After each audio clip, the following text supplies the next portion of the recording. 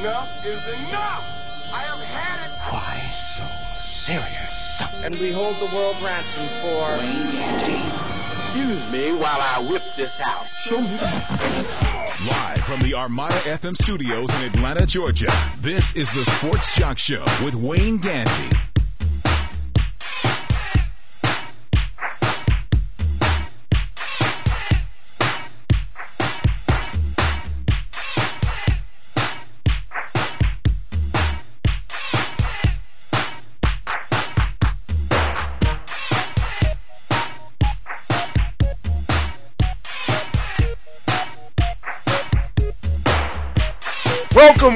Welcome. I'm the Sports Jock Wayne Gandy. It is New Year's Eve. Wow, the year is gone. We are here, the last day of the year. Just think about that. 365 days are down. We have been here all year with you. We really appreciate you tuning in and listening to the Sports Jock Show. I'm sitting here with the funny man, Big Kenny. Yes. And a surprise person who popped out this year. She always stood. A breakout player. The breakout performer of the year. We could always see her over the glass because she is all of 6'8". The tall lady is here. Good morning. Oh, now you want to get all sexy. Good morning. How are you? But it has been a great year, and we felt like through all these shows, and I didn't count how many, but I can't remember us missing, but maybe it's 52 weeks in a year. Missed maybe about 4 shows. Really? With holidays. So I would say at least 40 to 48, 49 shows we brought to you live. So just like everybody else, some things cannot be avoided. We have comprised a best of show. We started the year with the Giants winning the Super Bowl, Alabama winning a national title. We ran into Jerry Sandusky, and remember Jerry Sandusky and the rape of the kids. He is in prison. I hope that they are raping him. I can't say stuff. I don't know. I'm sorry. I don't think you can say that you hope they are. I can't say that on. You can say they probably are. Jerry Sandusky. What else did we have going on this year? Tim Tebow went to the Jets. To the Jets. Yeah. To the Jets. Recently, Manny Pacquiao got knocked out. Flat. And he actually lost his fight earlier this year to Tim Bradley. We've had a lot Money of things. Mayweather went to jail. Went to jail and got out of jail. And broke up with 50 Cent. Yeah, that's right. They had a little lovers quarrel. What else did we have? LeBron, the king, is still sitting on the throne. Got his championship. Let's not forget the Olympics. Gold all of my watch. We all found that Lolo Jones was a virgin. Found out Lolo Jones. We had an Olympian actually come into our studio and share with us. It's Lauren Williams. Stepped into the house. We had her here. Touched the gold medal. Didn't we have start the year with Cowboy? Wasn't Cowboy D. Williams the rodeo guy? Yeah, the When Cowboy. is this year? That was this year. And we still have yet to go and participate in the rodeo. Now we need to make sure that you said that you got one more bull ride left in you, sports jock. I'm gonna find the fattest, slowest, most unmotivated bull available. Well, don't go down to one of the bars on the south side to get on that mechanical thing. Do the real deal now. I'm not a thrill seeker, but sports jock, you ride a bull. You heard it here first. I will ride a bull. And I will Is that right? And I will hold take you to that. Yes, you can hold me to that. I'm a man of my word. If you ride a bull, I will jump on a bull. And I'm not even a thrill-seeking type. And we have 2 clowns right there behind the glass that we can definitely put out there and let them run. I might get a real bull. Hey, wait a minute. If they gonna be the clowns, I'm gonna get me a real. Do you really want to put your life in a bad producer's hands? I mean, no, he's gonna cower it out. That dude would be somewhere else. He gonna already be in the little barrel thing. Yeah. At another rodeo somewhere. But we have a best of show playing for you. We had a great year, a lot of funny moments, a lot of sad, tragic moments. Just recently, the 26 people killed in Connecticut. Tragedy all around. Junior Seau committing suicide back in May. Who else? Javon Belcher killing his girlfriend. Who was that? Shooting at Auburn. The shooting at Auburn earlier in the year before the season started. We had the guy from Arkansas, funny moment, getting caught up on the motorcycle with his mistress. What's his name? I don't know. I thought you were gonna slip that one in and get him before the year ends. But he is holding to that. He will no longer speak that man's name. And we'd like to thank all the people from Fireball Turnbull to Han Vance.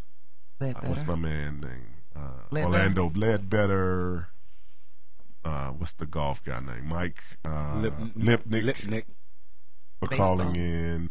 Todd Harris, the Dodger scout, Sekou Smith for calling in, and any other loyal fans like Jared for calling in. Jared week. And our new guy Mike seems to be making a weekly appearance too. Trying to gain on Jared. But sit back, relax. Best of the Sports Jock Show as we bring in the new year. Happy New Year to you, 2013, and do me a favor. Stop making New Year's resolutions that you know you're not going to keep. You're fat, you're alcoholic, that's what you're going to be. Stop playing with yourself. Sit back, relax. The best of the Sports Jock Show.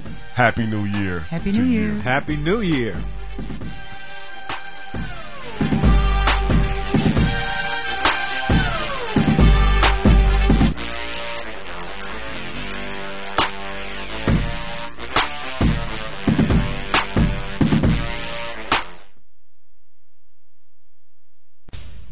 And now, back to the Sports Jock, Wayne Gandy.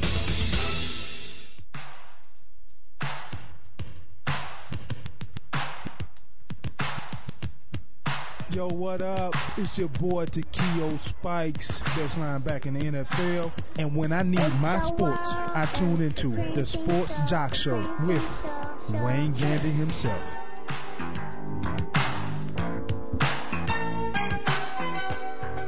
Welcome back to the Sports Jock Show. I'm the Sports Jock Wayne Gandy. A story that has been flying under the radar, and it is under the radar mainly because because you don't want anybody to know about it. She's powdering his nose. For all of you, tune in and see it live on Ustream. That's not Mac. He's got a brand now. That ain't Mac, honey. You're right. You better get that back I just from wanted to make him. sure you were right. Mac, I should have got you on the break. If it's not Mac, I don't touch it. Oh, I'm too fancy for that. I got to upgrade you from Mac, though. Whatever. Kenny, you got some shine? Hey, go on with that. Don't start. I don't care what brand it is. Arena. I just want you to know I got you, Sports Jock. I don't care what brand it is. If there's not a camera crew on the other end, I don't need no makeup on my face. A story that has been flying under the radar, and mainly because of the college that it is at. I really believe if it was at a major college, it would have dominated the news last week. Mm-hmm. Is the freshman football player out in North Dakota, Jamie Kuntz, 18-year-old freshman, has been kicked off the North Dakota State College football team, small college out in North Dakota, for allegedly being gay in his mind. The story is that Jamie, who was out for the game, was up in the press box filming the game that North Dakota State College was hosting. Doing a break in the action, he kissed his boyfriend in the booth. Wow. Kissing him, and he kissed him in the booth? Oh, the booth. In the booth. Okay. Okay. I was about to say, I'd have put him off the team, too. So his boyfriend was in the booth with him. Mm-hmm. He reached over doing a break in the action to give him a kiss. One of his teammates saw this action and reported it to the coach. Only thing is Jamie's boyfriend is 65 years old. Stop. Jamie's 18. His boyfriend is 65. His sugar daddy. After the game, the Coach Parsons, confronted Jamie about the whole situation. And Jamie lied and said that the gentleman was his grandfather. That's just how we do it in my house. Subsequently, the coach found out it was not Jamie's grandfather and that it was his boyfriend. What do you think tipped him off? The way he tongue kissed him, maybe? The description of the kiss? Yeah, maybe that was it. The coach dismissed Jamie. Jamie and the coach said his reason for dismissing him was that Jamie lied when he asked him who was the man that he kissed. Jamie claims that it was more that he was gay. That is the story, and as I said when I started this, if this had happened at Georgia or Alabama or something like that, this would have been a big news story. Big news story, but that it's at North Dakota State College. It has flown under the radar. Just to give you the last tidbit of the information, when Jamie got home from being dismissed from the team, he finally told his mom that he was gay. So she didn't know up until that point either. Maybe she thought the old dude was his grandfather. So she's probably like, Jamie, that's really not your trainer? So she said she was kind of hurt at first, but she does support her son. Probably not as hurt as Jamie. No. And it saddens her that the guy is 65 and would date her 18-year-old son. To complicate this story even more, and I know it sounds like I'm long-winded, and I'm going to let you two chime in. I just got to get you all the facts. I want to hear them all. Jamie met the 65-year-old gentleman online. How surprising. I would have never guessed that a 65-year-old gay guy would have found an 18-year-old college football player other than someplace online. Other than there. I mean, what about the geezers and gay college student mixer that they have every year? they didn't meet there. You know what I'm saying? Classic. How do you not meet your elderly love? I don't know. What do they call them now? I just want to say that Jamie lying gave the coach the out, because basically, if he didn't lie, then he may have justification to say, you did it because I'm gay. But basically, he could say, you're lying to me, and I did it because you're lying. I mean, outside of everything else. Right. And I just find this so disturbing, because one thing that I don't like, and then I have a feeling about, is when you are like, okay, I'm gay, I'm coming out of the closet, I just don't want you to be taken advantage of by a really old dude that this is the way he rolls. You know what I'm saying? Like, you should be able to find love, but it should be genuine. And I am being judgmental right now, but I just feel like, I just want to, before you finish, how do you know that Jamie at 18 isn't pimping this old man? Sugar daddies are big in college. He very well could be, but he's still very confused. Like, I just want people to figure out what they want and how they want to be in life before they get all tangled up into stuff like that. Because there is no other reason than him trying to get his AARP card. And his Social Security benefits. Lady T, I just want to, hold on, Bikini, just so a reminder, we did a show earlier in the year about sugar daddies and women in college. They go on these sites and they find these older men. Now, when it's a 19, 18-year-old girl doing it, I still have a problem with it. Okay, just long as you an equal opportunist. Yes, okay. She doesn't know what love is. She doesn't know where she belongs in life. I think that's absolutely ridiculous. Trust me, an 18-year-old male finding a 65-year-old male to date, there's nothing naive about that decision. No, there's no naivete in that man. You don't just go out and find somebody elderly to kiss on. There's something in that man. But that man had a plan. That dude knew it.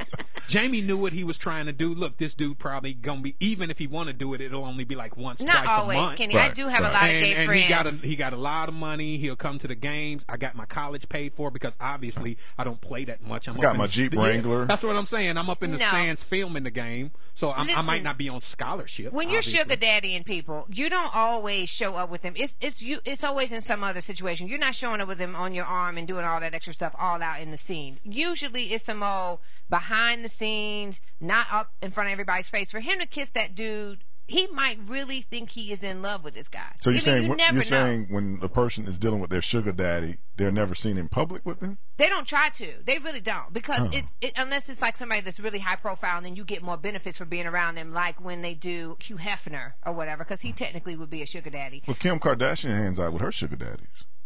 She has sugar daddies? Yeah, Kanye West. They got names. Oh, come on. Now, I'm talking about age different sugar daddies. I just called them super lame dudes. I'm talking about age different sugar daddies. You know what I mean? I'm talking about the old people with the young people. Okay. Yes. No.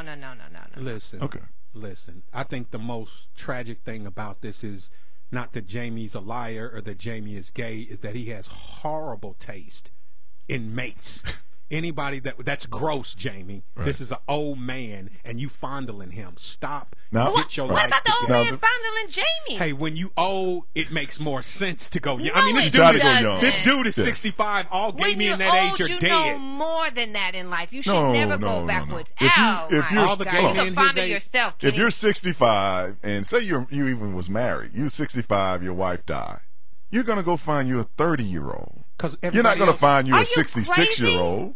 They're all dead. What am I going to do with a 66-year-old? Push each other in our wheelchair? What are you going to do with a 30-year-old? Have the 30-year-old push you in the wheelchair? Yeah, at least I ain't got to push. Exactly. You know, what are you talking about? You can't push, thrust, or get it up either. Trust me, and you are the envy of every other guy at Shady Acres. You know what? Y'all going to find a way to be absolutely male chauvinistic in every single topic. We're men. This Does should be that called surprise you? One key point. Sports Male Chauvinistic Show. Hold on. One point I must make is that with the coach, I have to take the coach's side from the standpoint that he might not have cut a person for it being man on man, but I know in college that if a guy did something like run to the stands and kiss his girlfriend, anything where the coach doesn't feel like you're paying attention to the game, regardless of whether you're actually playing, any kind of way that the game's going on and you're at the field, you can't just go and do what you want to do during the game, because those are the rules. So when Jamie comes and say, well, this is wrong. Well, it's wrong for any of us, whether you're heterosexual or gay. Wait now. No, he's in a wheelchair and on a walker. He can't very well get over to Jamie. No, I didn't. Hold on. First of all, I did not say this man was. I didn't say he was disabled. I said he was 65. You got your paraplegic old sugar daddy. I mean, you have got to be. You Steve have to be the one that got to go to that. Hold on, Steve Spurrier is like 66 years old. Right. And sports jock in the rules and regulations department. Remember that coach from Arkansas that had his young mistress on his motorcycle and crashed, got released from his job not because he was an old dude with a younger person and was committing infidelity and all of that, because he lied about it. Now the standard is the standard for everybody. If you lie, I was only joking. This is all about accountability. Correct. Jamie lied and he's got bad taste in men. Get him off the team. He was just trying to get. No, I was trying to just give you some people like Mike Krzyzewski, Steve Spurrier. These men are up, moving about now. Jerry Sandusky. So don't just just don't think of old and think they just when my on a walker. On the court, he can't. The most he can do is like wink his eye or tap his head. Like he can't show me any affection. Like, tap his head. How are you? He can't even do it. I get it. Well, Jamie, he says Jamie has left the college. He said he's going to transfer somewhere else. He wants to play football. San Francisco State. I'm quite sure we'll hear more about this story. We'll be back with more of the Sports Jock Show right after this. No, you didn't go there. Yeah, I did.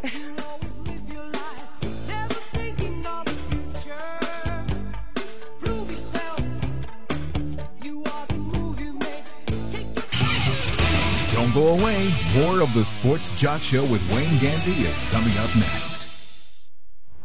Psst. Hey, over here. What? Right here, on the side of the house. Who said that? Look down. I'm right at your feet. Wait, the basketball? Yes, the basketball. Right down here, where the kids left me a long time ago. Man, you know how lonely it is being a ball and not being able to bounce or roll? Excuse me? Remember when you got me for the kids? You said, now kids, you have no excuse not to go outside and play. Uh-huh. Wow. I'll miss flying through the air and hearing the shouts of joy when I swish through the basket. What do you say? Could you give me a little air and remind the kids of how fun I still am? Okay. Oh, wow. You are flat. Easy, I'm ticklish. Let's get bouncing. As Native American parents and caregivers, our encouragement to healthy lifestyles for our kids is helping them get outside and play. Get ideas, get involved, get going at letsmove.gov/Indian Country. Brought to you by USDA, HHS, and the Ad Council.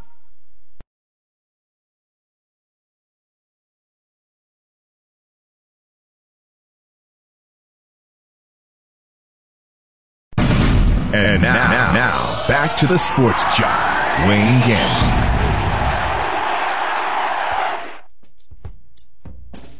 Now, it's time to present the Jock of the Week on the Sports Jock Show, where we highlight an exceptional athlete that has taken their game to the next level.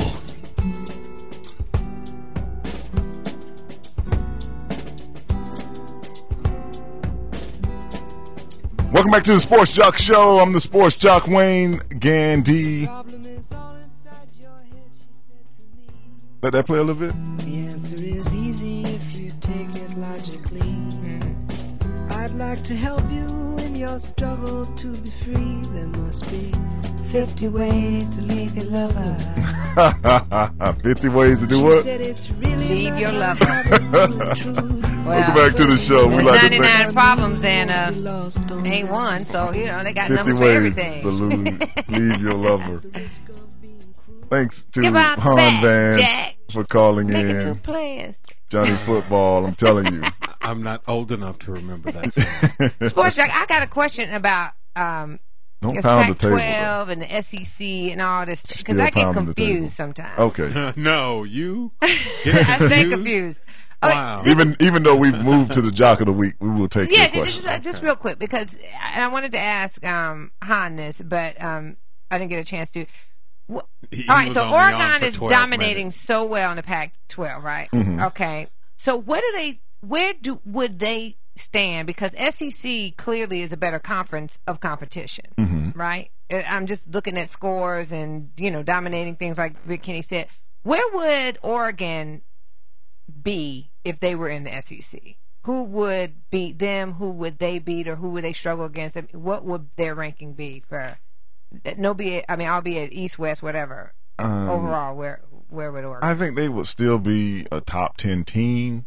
I think that they would go through the same thing as an Alabama, an LSU, a Georgia, a Florida, where the competition, there's 14 teams in the SEC.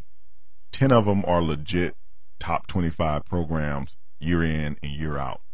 As we alluded to, 4 of the top 10 teams still right now, as college sits, is in the SEC. So you're playing these teams week in and week out, and then you're playing teams that have an instant rivalry that gives them a chance because there's so much familiarity, like Georgia, Auburn. Mm-hmm. They share a lot of players because the South, a lot of these, they go and poach. Alabama goes to Mississippi and takes their players. So some of those players played against each other, and when you get those games, you get kind of that that cross the line kind of rivalry going where I already know you. I played against you in high school, so it gives a team a chance. When you look at the Pac-12, they have, for the last couple of years, they used to be from top to bottom a better conference. Now it's like USC, Oregon State, UCLA, Stanford, then everything else just drops off after that. So that's really what it is, where you would have to, like Alabama, you got to go play LSU, and then you got to go right back the next day and play Texas A&M, and then you got to go play South Carolina. It's just week in and week out. You just find yourself playing top 15 competition 4 or 5 weeks in a row, and then the next thing you know, you're playing Auburn, who might even be off, but for one game, who has marked on their calendar, well, even though we're 2-8, Right. If we beat Alabama, right, all is forgiven, because that is true. That's true. If they can give me, as an Auburn alumnus, the thrill to be able to go and rub it in an Alabama fan's face that we beat them, I will forget this season and we'll just start over. Well, how does the record in 2 years affect? I mean, not the record, the playoffs that they're going to change in 2 years. How does that affect all of the conferences? Well, it'll just take so right now they'll take the top 4 teams instead of just being because it's possible even now that 3 teams will still be undefeated. Kansas State is undefeated, Oregon is undefeated, and Notre Dame is undefeated. Mm-hmm. If all 3 of those teams went out, that means one of the undefeated teams won't get a chance. Gotcha. From now on, they will take those 3 teams, add Alabama, just using this year's brackets, make them play each other, so that everyone had an equal shot at playing in the national championship game. So it's a quick playoff. It's not like a month of playoffs. It's 4 teams. This change is going to even the playing field for real. It's something that's needed to be. They're going to give it a try because all this is based on rankings, and like you said, we're not all in the same division, so we don't get a chance to prove we're better than the next team because we never play each other. Mm-hmm. So to kind of quiet some of the criticism, this is the first time it's been a playoff on the Division I level. Some of the smaller divisions have playoffs, but it's never been tried on this level. Okay. Because there's always been bowl games, and the bowl games play a lot of money, so now they finally demanded there be some kind of playoff system.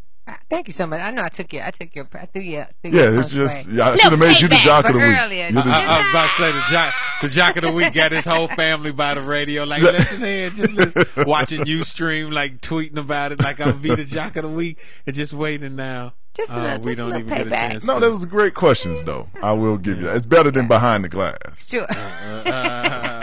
So great question. Lady T segment. We do have the jock of the week, who is the recruit out of Grayson High School.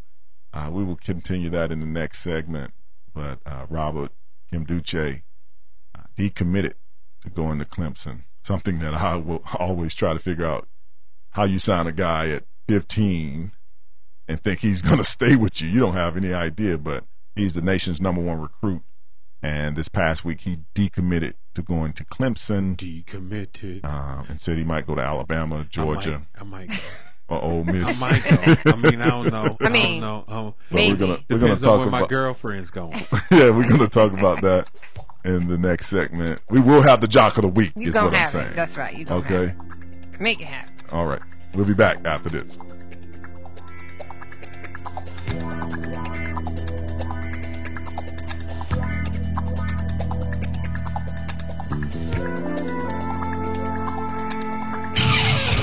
Don't go away. More of the Sports Jock Show with Wayne Gandy is coming up next.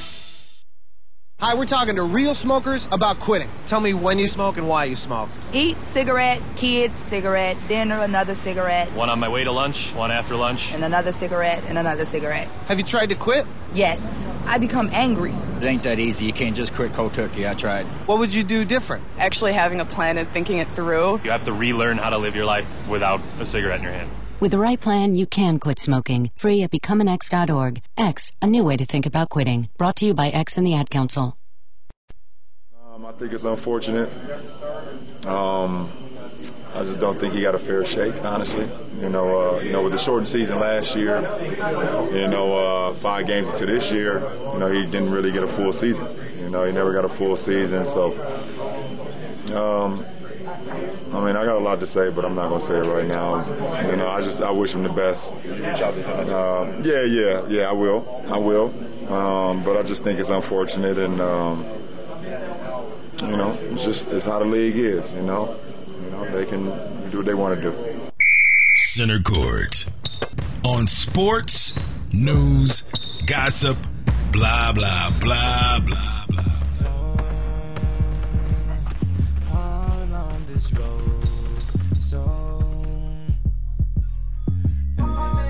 Welcome back to the Sports Jock Show. I'm the Sports Jock, Wayne Gandy. That was Miami Heat. Why you got your finger up? You leaving church? Oh, I didn't know. You got that one finger up. That always mean I'm about to step out of the church. You are in our church. You blocking Big Kenny. I'm trying to pray. Yeah, I'm good over here. Y'all in the pulpit. I'm trying to with pray. The pastor. Blocking my blessings. Yeah, no, he a Mormon. I don't know why he look at him over there. But welcome back to. He's a Mormon. Are you a Mormon? Oh Lord, I shouldn't even say it. It was a joke. You know, he's Republican. Hell, you don't know people no more. Okay. Well, welcome back to the show. As we said, going into the last break, Lakers have hired former New York Knicks, former Phoenix Suns head coach Mike D'Antoni as their new head coach. They fired Mike Brown after 5 games. 5 games. See, that right there made me mad. Because when you are a $1 billion franchise, Lady T, Big Kenny, and you fire a head coach after 5 games, that means that it was already on your mind. Mm-hmm. This is not, you don't give someone 5 games to an 82-game season and fire a man that you didn't already have. You could have let this man go 6 weeks ago if you were going to do this. Sure. You have thrown my whole hiring, firing. I could have got another job maybe. You know, in this time that you have held me basically through training camp, you know, and you have to imagine that. You hold me all the off season. You take me through training camp. You bring all these new players in, and you give me 5 games to succeed. 5 games. We're 1-4, and you have to look at this team. And we're trying to get our man Sekou Smith on, but as you know, 888-926-7562, because we're always looking for a producer. He promised me Sekou, but as you see, I'm going to have to do this thing myself. But I like it like that. You can do it, Sports Doc. You can do it. Of course you are. But let's break this Laker team down before I let y'all chime in on the firing. You go out, you bring me a 38-year-old point guard in Steve Nash. Mm-hmm. He plays 1 game, and then he's out for 3 weeks. Yeah, because he's 38. That's how it usually works. You bring me Dwight Howard. We all know Dwight Howard from the Magic, who basically for the last 2 years just ran that whole organization down in the ground. He got the coach fired. He complained every week. He's coming off of back surgery in the offseason, so he's back out there. Then you have another guy that you were trying to trade for the last 2 years in Paul Gasol, who actually plays like he's pouting, like, man, y'all don't want me anyway. If you watch him play, he doesn't look like the same guy from when he was winning championships, because he seems like that really made him feel alive. and kind of embarrassed for what he had brought them, you know, bringing them championships. You have me on the trading blocks for the last couple of years. So you got him, and he's about 35 years old. Right. So with another older player. Then you have a guy named World Peace. You're trying to win with a guy named World Peace. Meta World Peace, sir. On your team, who's about 34 years old. And then you have the Mamba, Kobe Bryant, who's 33 years old in his 15th, 16th season, which means that 33 is really about 41. Man, he got bad knees. The season. Yeah. And I'm instantly, three of these people have been on other teams. They're other star players. And I get 4 games to try to win, and then you fire me. I mean, I understand it's the Lakers. As Magic Johnson put it, it's the Lakers. It's not another franchise. But 5 games, Lady T? I think it's just like you said, Sports Jock. They knew it before they did it. It's just they waited. And then all of a sudden they said these 4 games is what, you know, is the thing that made them say, I know we should have done this. We should have been done this. My problem is that who do you think is going to be able to coach this team? Like you said, who is going to do it? If you bring Phil Jackson back, that's going to magically, he's going to be able to coach this older team that is plagued by injuries, is plagued by no type of chemistry, no leadership really. I don't even think Phil Jackson will be able to do that. And then what I heard it was in the cards that they might even think about bringing Phil Jackson back, but then they tried to play it off like, nah, he ain't the one. You know, he ain't, we don't need him. Yeah, y'all probably couldn't afford him. Pretty much. I mean, truth be told, especially that special chair that he sits in that sits up about 6 feet. Y'all ever seen the chair that he got that big cushion? Yeah. Phil can't sit in a regular chair. Yeah, he because he's so tall, them knees, and he's even taller. But look, like you said, if you can fire somebody and turn around and hire them, you already had this person in the works. They were just waiting, and I don't know why they waited to 4 games. They should have done it immediately. Big Kenny? Only problem I have with it is the day before they fired him, they did this big old interview with the vice president of operations, and Mike Kupchak, and he said everything's cool. Everything's cool. There's a way that you could look at Kobe and we know that everything's cool. And I looked at Kobe and he said everything's cool. But I guess what we didn't see was Kobe looking at his coach going, "I'm gonna fire you. You're gonna get fired." Because the very next day, bam, they played in Utah, he's gone. And they did make a big deal of how Kobe was looking at him at the end of that Utah game. Mm-hmm. And it did look like, if you take that look like Big Kenny's saying, and you translate it, it says, I'm getting rid of you. You're not the only coach in the game.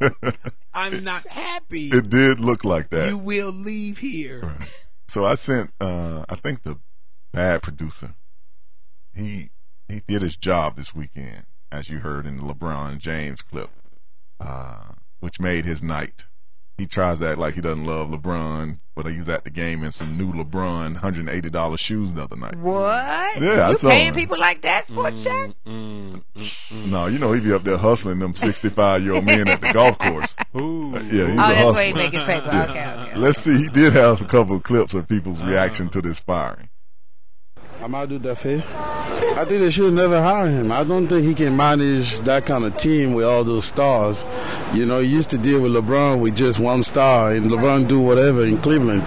Now you get to the Lakers, you got 5 stars starting up. You got to be a coach. Now you got to understand. The first game I knew already what the problem is. Steve Nash didn't have no assist. He wasn't distributing the ball. Kobe got the ball. I knew he was going to get fired. I knew the owner won't even play with that. Everybody knew it was a coach problem. So I knew he was going to get fired. That did not surprise me at all.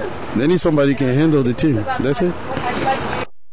Managing stars is that you have to find someone who can manage multiple stars. Phil Jackson has done that. Yeah, he does. He's done that well. Most of us know Mike D'Antoni from coaching Steve Nash in Phoenix for a long time. Is he the right choice, though? Was he the right choice?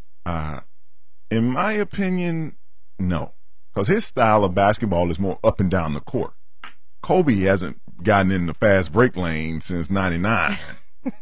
He's the best in our last 20 years since Mike Jordan left the game. He's the best half court offensive player, but he doesn't get points on a break. You don't see him getting out in the lane and high flying. And now he has those bad knees. You see, he can barely dunk. Right. He's no Derrick Rose for sure. Right. So you got Steve Nash, who's trying to push the ball. Metta World got too many muscles, so he can't get in the lane.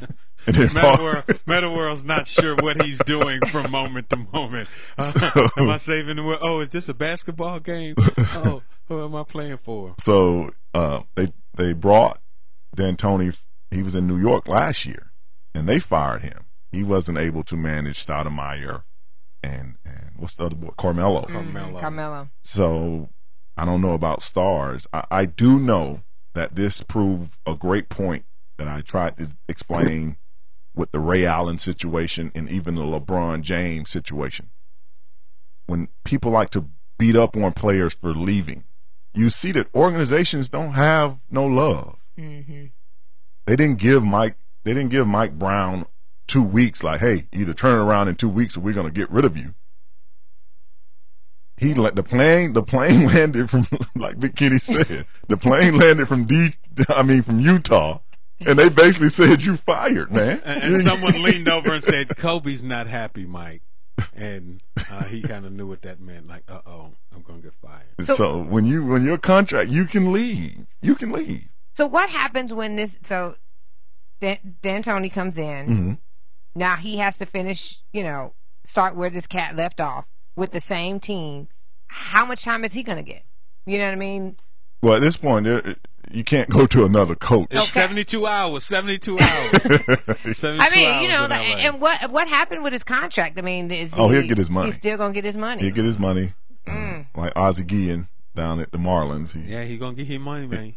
Ozzie Guillen get his $7.5 million. But Mike Brown, I played with his brother in Pittsburgh. His brother played offensive line, Anthony Brown. That's my husband's name. Oh, Yay. Lord have mercy. Ooh. Shout out to I see what kind of day it's going to be. We'll be back with the NFL report right after this break.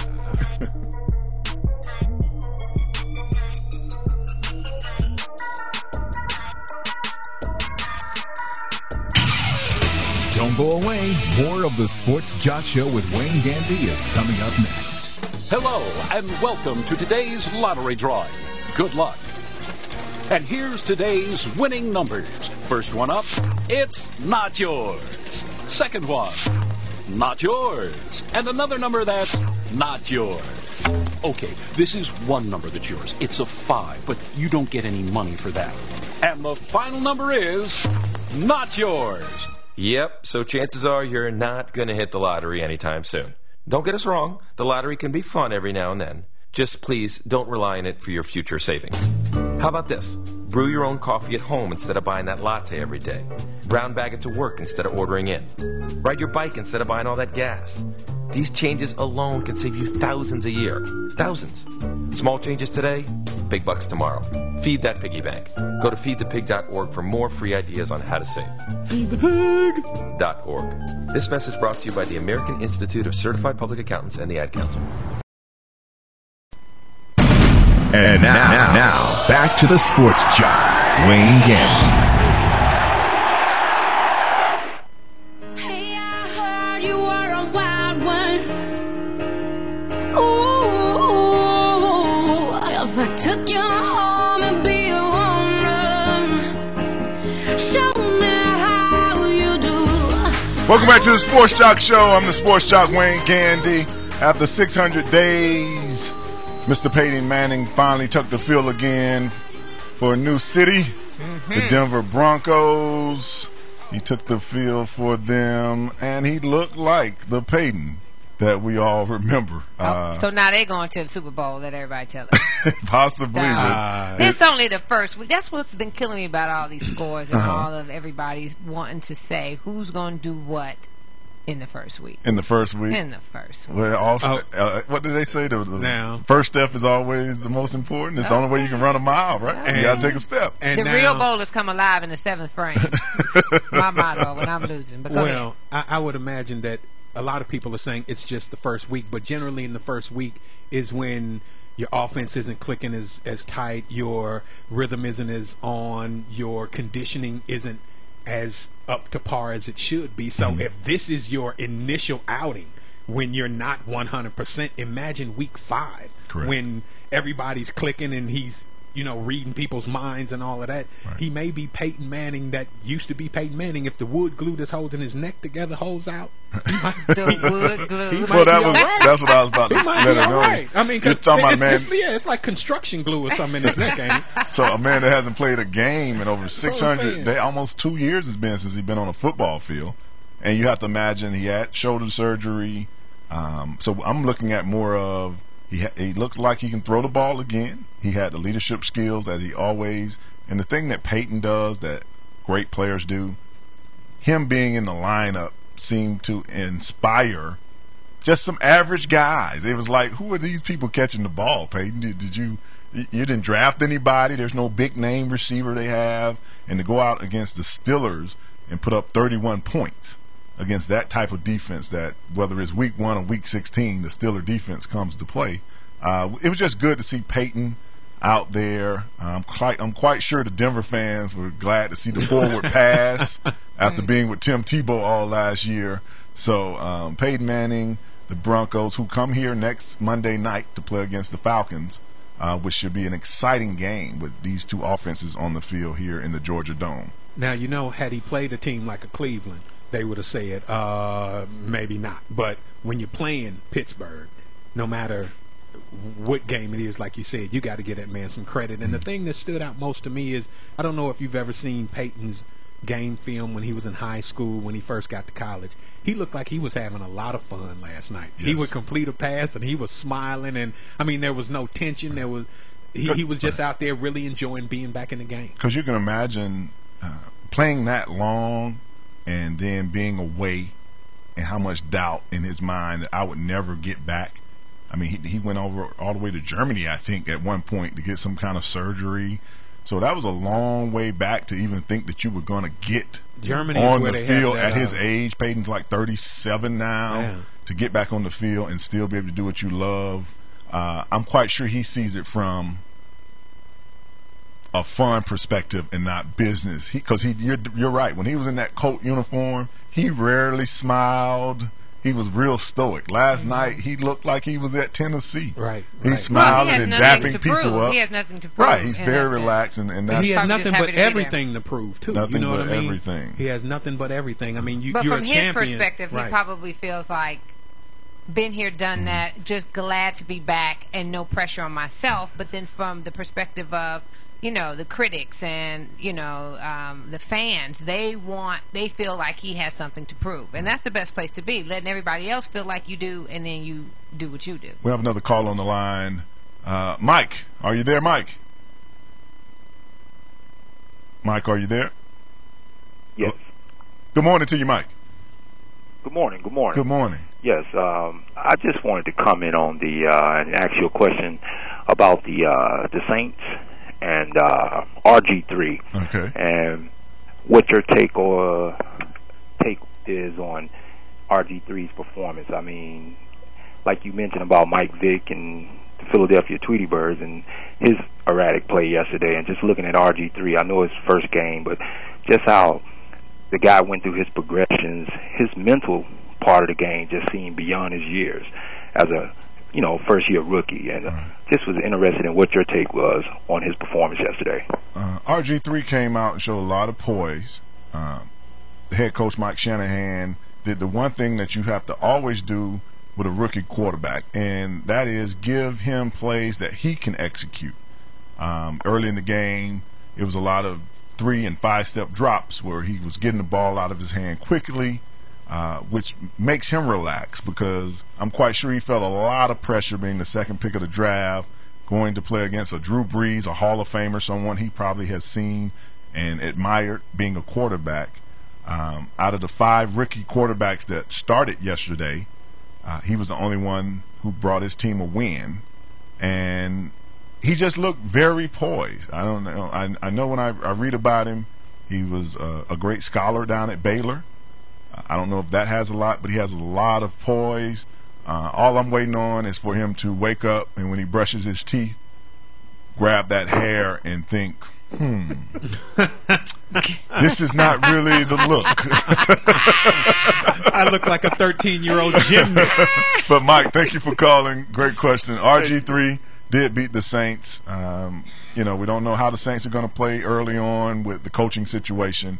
But yesterday, all credit goes to the Redskins. They beat them up on defense, and RG3 and Pierre Garçon, who we had on the show back in the spring, did their thing. It's good to see RG3 flourishing. The Redskins are back, it seems. He can take a hit, too. Yeah, he knows what he's doing. We'll be back with more of the Sports Jock Show right after this.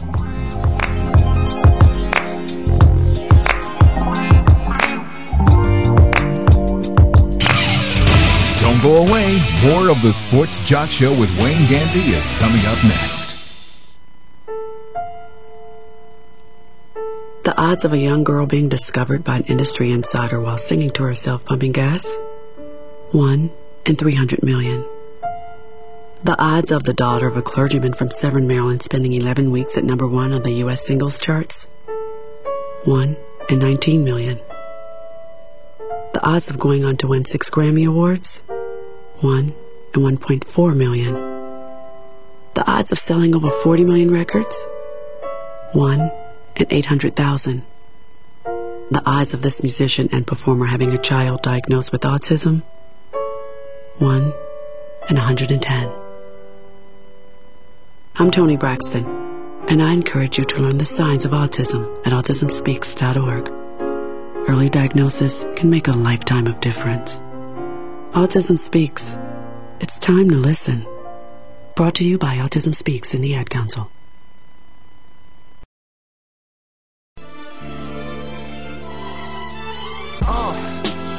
What up, y'all? Yeah, soundtrack, what's poppin', baby? Woo! Y'all ain't know, I go by the name of Lupe Fiasco, representing that first and 15. Yeah, and this one right here. Welcome back to the Sports Jock Show. I'm the Sports Jock Wayne Gandy, and I must confess to all you people that always ask me, do you miss the game? Last night I had a miss the game moment. Tell us about it, Sports Jock. It was something about seeing the snow fall in Green Bay that just made me miss football. I just used to love when the snow would come. It would get cold and wet, and it just really, that was that moment. Like, man, I do miss when it get the snow. You can barely see. You got to get the longer cleats in your shoes.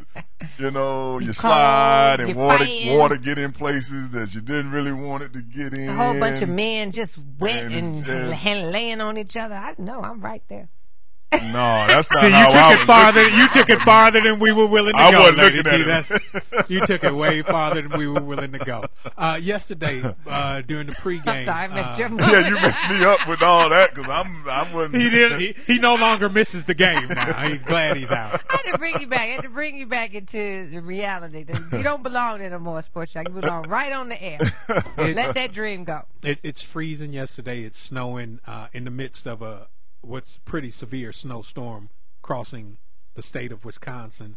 And I think it was Jeff Saturday, pregame, is out on the field shirtless, warming up. Now, when you were playing, did you ever have a teammate that went out shirtless pregame in the cold, freezing weather? And did anybody on his team look at him and go, really? You know what I'm saying? Dude, we get it. You know what I'm saying? You're hardcore, but put your shirt on. I mean, it's 13 below zero right now. What are you trying to prove? Well, I know that my first encounter with the snow playing, I was in actually Chicago. We were playing the Bears. This was 94, L.A. Rams. We fly to Chicago. And, you know, being from California, most of those guys had been out there, not used to cold. Me being from Florida and playing at Auburn, I don't know anything about the snow either. So I had on some sleeves, you know, thinking that's going to help. And I went out to warm up, came back in, and Hall of Famer Jackie Slater, he rips my sleeves off. Like, we don't wear sleeves around here.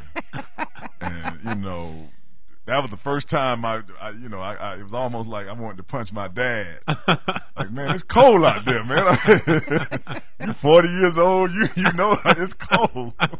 But that was the rule, like you're saying, Jeff Saturday, who plays center. That's what we do. As an offensive lineman, it's get dressed always like it's 90 degrees. And play like it's 90 degrees. And play. That's what you do.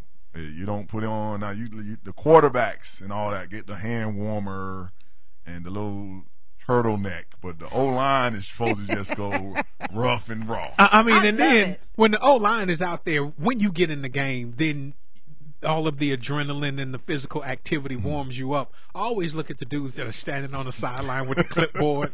Like, they're out there in the rain and the snow and everything else with zero activity to keep them warm.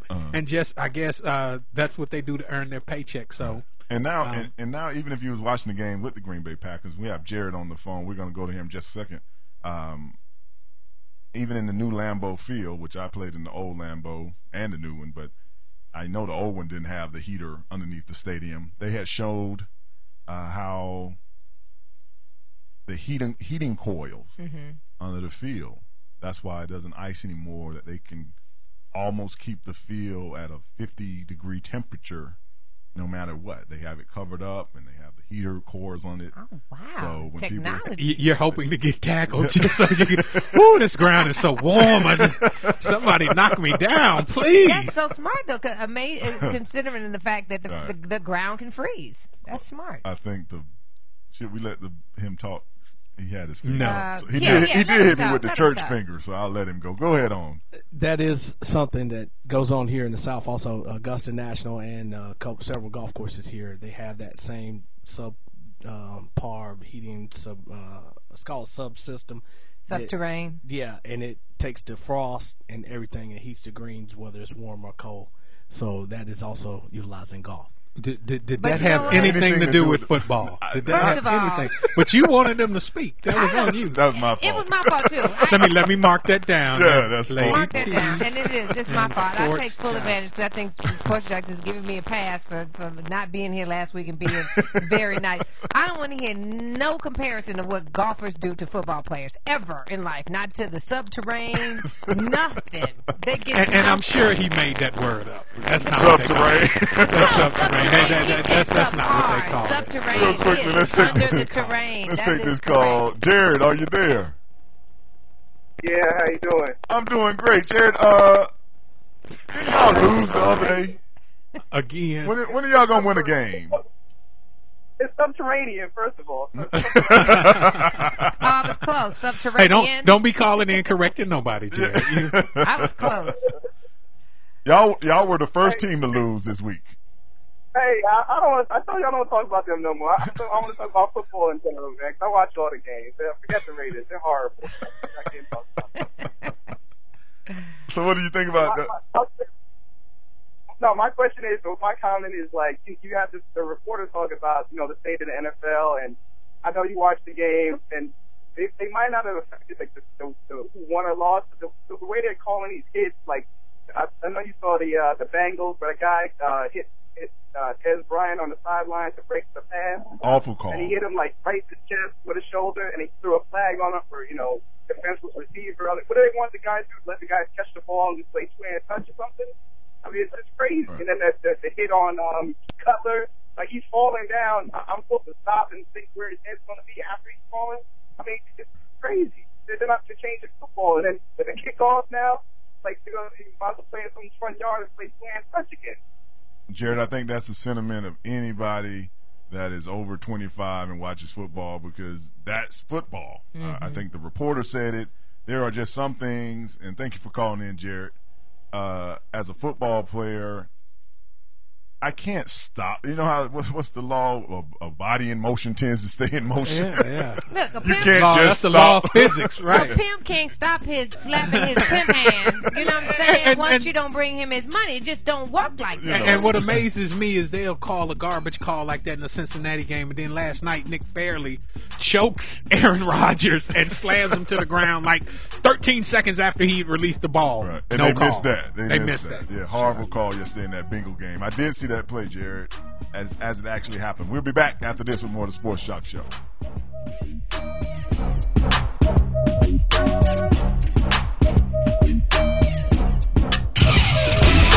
More of the Sports Jock Show with Wayne Gandy coming up next. Kids have the craziest ideas about food. Where do they get this stuff? Like eating Brussels sprouts helps you hit home runs. And eating carrots gives you X-ray vision. It's nuts. And I honestly have no idea where my daughter got this notion that broccoli is the official food of professional ballerinas. Kids, the only reason my 4-year-old loves cantaloupe is because he's convinced it comes from the moon. One small step for man, lots of potassium for mankind. And the other day when my oldest came up to me and said, "Mom, will eating peas and carrots really help me pull off a fakey frontside ollie with a twist?" I look him in the eye and say, "It can't hurt, honey. It can't hurt." Moms everywhere are finding creative ways to help their kids eat 5 servings of fruit and vegetables a day. Get ideas, get involved, get going at letsmove.gov. Brought to you by the USDA, HHS, and the Ad Council. Welcome, welcome, welcome. I'm the Sports Jock, Wayne Gandy, and you're listening to the Sports Jock Show. It's Monday morning. What a great week in sports. Falcons in action tonight against the Broncos on Monday Night Football. Hot and heavy yesterday in the NFL. We're going to talk a little gay. Yeah, I said gay. That's G-A-N-Y. gay. We're gonna talk about some gay sports this Monday. Y'all shocked that I said the word gay over there. No, you living in Atlanta, you said we're going to talk a little gay. Ain't no little bit of gay in Atlanta. You got to talk a whole lot of gay when you here in Atlanta. We talking gay. And I'm scared to wonder what a gay sport is. It's some gay stuff going on right now in sports. What is that? What is that? You know. It's always been, y'all been in denial. There's always been some gay stuff going on, but that's another Before story. the producer get his little frown on over there, let me disclose that the Sports Jock Show supports love who you want to love. Do your thing, Lady T. Well, I was going to give my all-time personal disclaimer. Anything that Lady T says is about Lady T. It ain't got nothing to do with the Sports Jock Show. Well, so hit me up. I saw some of them. Else I saw some pictures of you back when you was a freshman. And that may have been intoxicated. I may have been high. I don't know. I would just throw all that out there. I wasn't pregnant, but I damn sure wasn't gay. So what were you trying to say? I had short hair. I was cute. I was tall. What you trying to say? Since we're giving our opinions, I don't think there's anything wrong with girl-on-girl gay. I think that is perfectly fine. It seems like human nature. Yeah, you cannot be male natural. chauvinistically. It seems very natural. Listen. And while I'm saying that, unless you're going to kiss a female right now, Lady T, you shouldn't even participate. Because you got to imagine, to a man, girl-on-girl gay is like you get comfortable, like you start. Yeah. Like what? I'm not getting ready to have this conversation with them. This is the they do it on show. They do it on video shows. I'm not going to talk about this. Women kiss all the time. Yeah. It's natural. I was never mad at Ellen. It didn't matter. Yeah, okay. Every but female you also listener is not trying to get in bed with Ellen. Now I don't care what other girl. If Pasha is there, if Pasha, hey, you just push Ellen to I'll the try side. to convert Ellen. All our female, I'm not against trying to convert people. All our female listeners, turn to your female friend right now and kiss her. Because I think that would make the world a better place for you and me. Thank you. Well, I had to talk about this because this past Friday I started a show on CBS, a college review preview show on CBS, and I must confess I found myself at the Mac counter Friday buying a compact. Yeah, it was as it was. You gonna have to filter some of this for me, brother. I don't know you that way. Well, I'm gonna confess some things. Okay, look, some of the confession ought to be done in a booth with a priest. You understand? We don't all have to know that. Why did you not take me? Why was I not privy to this outing to the Mac counter? No, I went real early. Like I was there at 9:57, waiting on. I saw the lady turn the key at Nordstrom's to open the door. Thank you I for snuck not in. including me. I had on all black. I had black shoes because it's a slimming color. You wanted to look really nice when you got there. And that's kind of I act like I was looking at the shoes and kind of slow walked over and then just kind of drifted over into the Mac counter like, hey, I'm looking for something for my skin. They said for shine. I don't know what I'm looking for. And she found me a color, which always helps. Mocha. And she kept trying to get you to be comfortable with mocha. yourself. It's okay.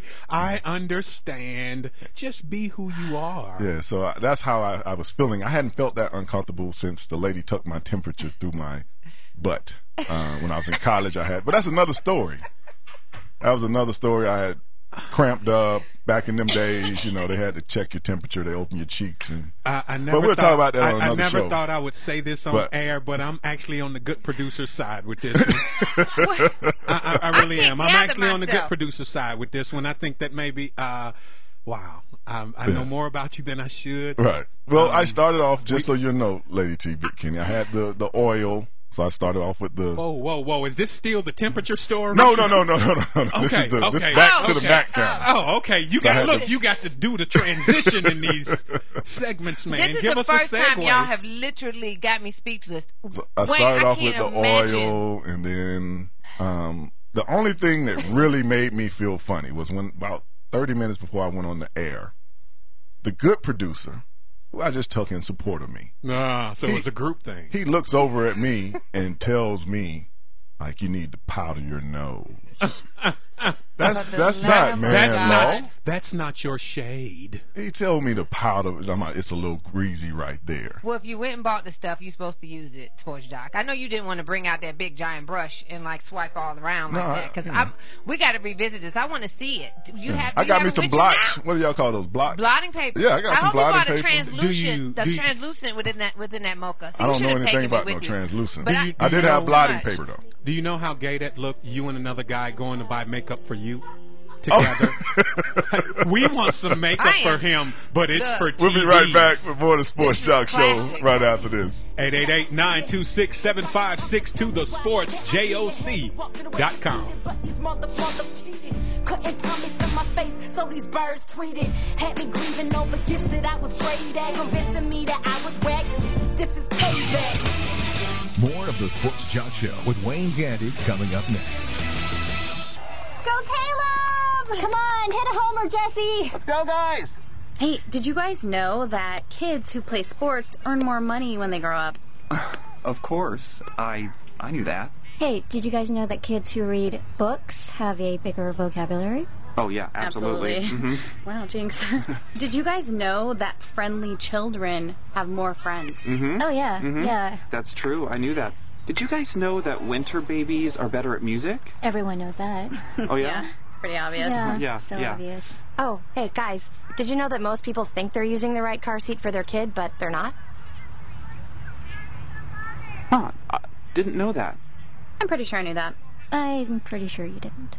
Parents who really know it all know for sure that their child is in the right car seat at the right age and size. Visit safercar.gov/the-right-seat to make sure your child is protected. Brought to you by the National Highway Traffic Safety Administration and the Ad Council. The forest is a treasured and magical place. Hello, Bambi. Hello, little prince. Hello. Hello there. But a wildfire can destroy its beauty for a lifetime. It's always wildfire season somewhere in America. Nearly 9 out of 10 wildfires nationwide are caused by the carelessness of humans and could be prevented. But together, we can make a difference. Watch what I can do. Help protect the home of our forest friends. He can call me a flower if he wants to. To find out more, log on to SmokeyBear.com. Only you can prevent wildfires.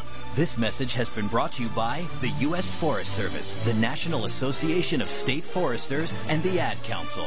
Come on! You could do it! And now, back to the Sports Jock, Wayne Gandy.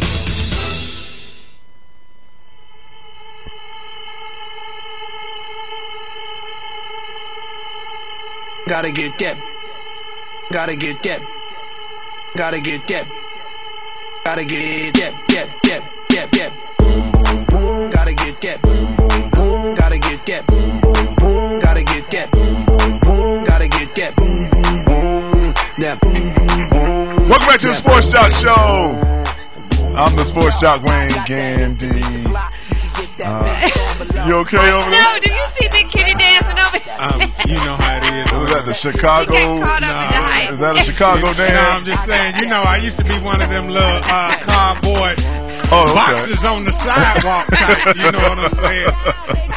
When we work just it out, throw it down, battle. When we work it out on the dance floor, what you say about my mama? Oh, he was hitting it up. Watch me eat your face. Welcome back to the Sports Jock Show.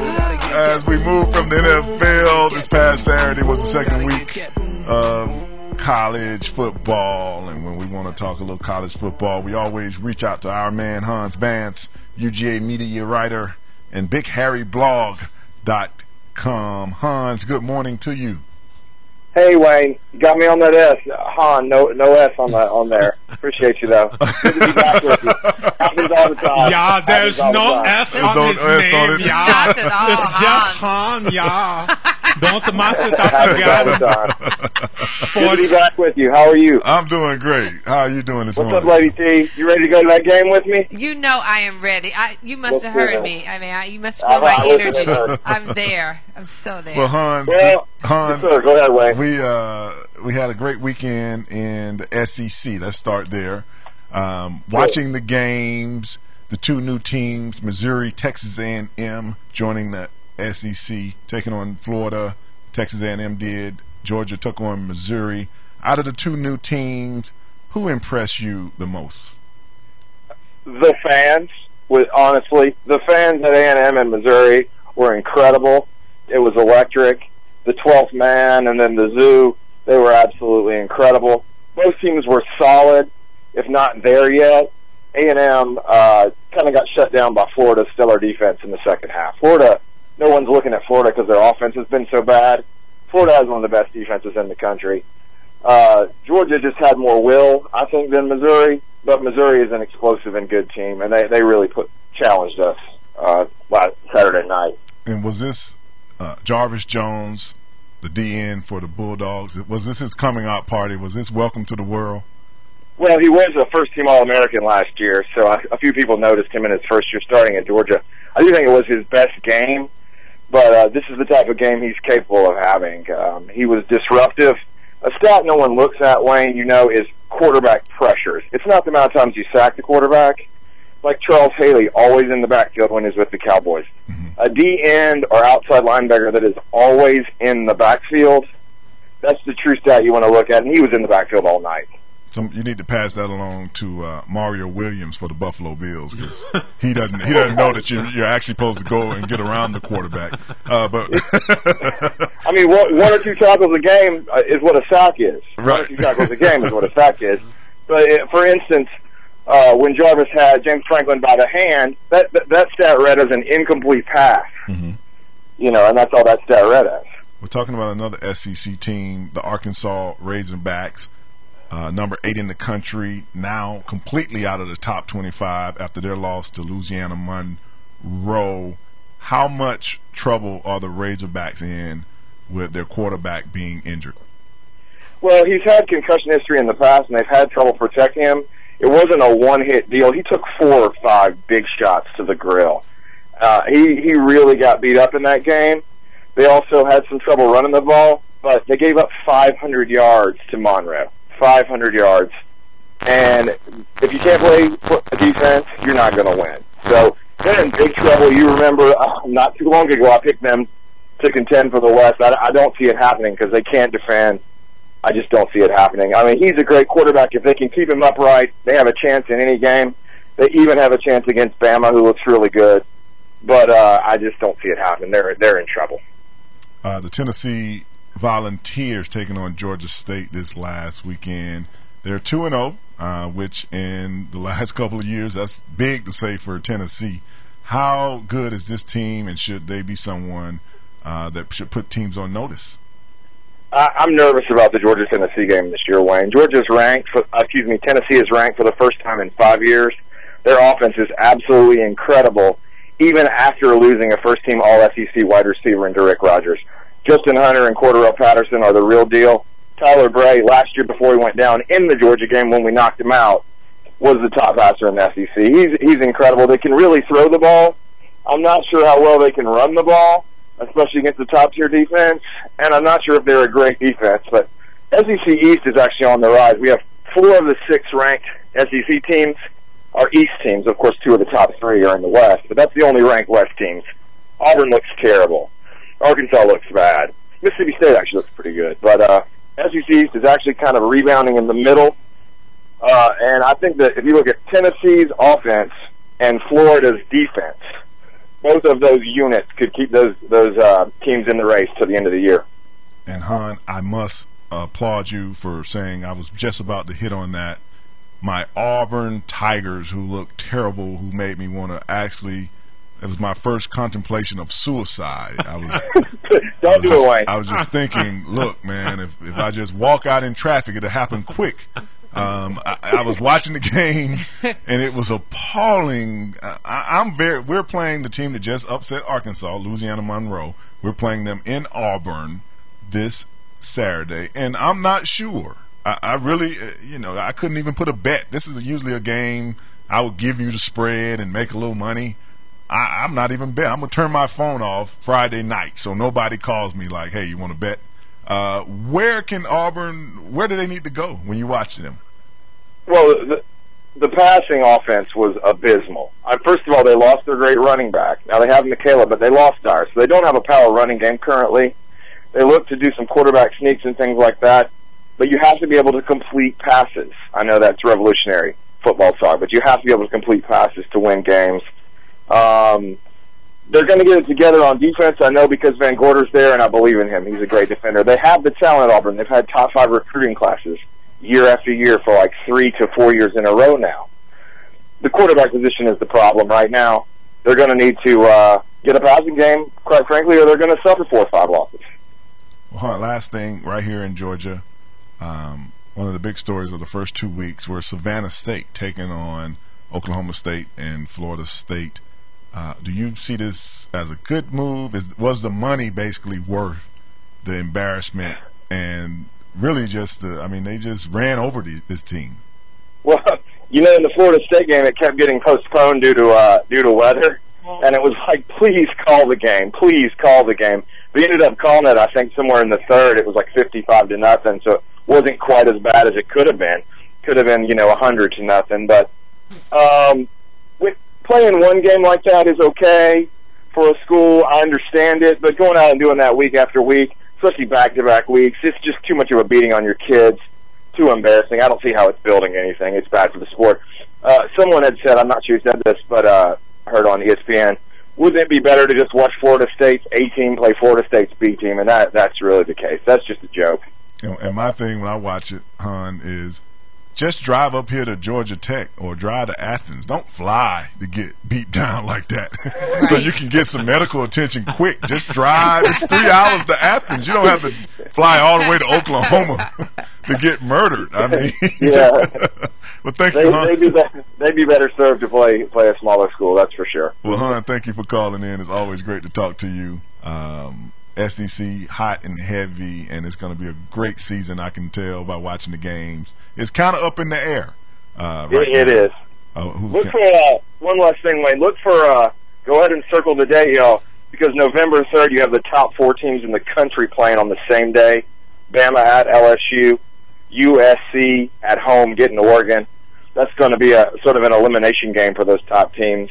So we get But I'm looking forward to Florida and Tennessee this weekend. An early playoff is basically what you're saying, November 3rd. Florida, Tennessee this weekend. Who is the Bulldogs taking on? Florida Atlantic, the Fighting Owls. We're looking to get a W at night between the hedges. Okay, Temple Owls.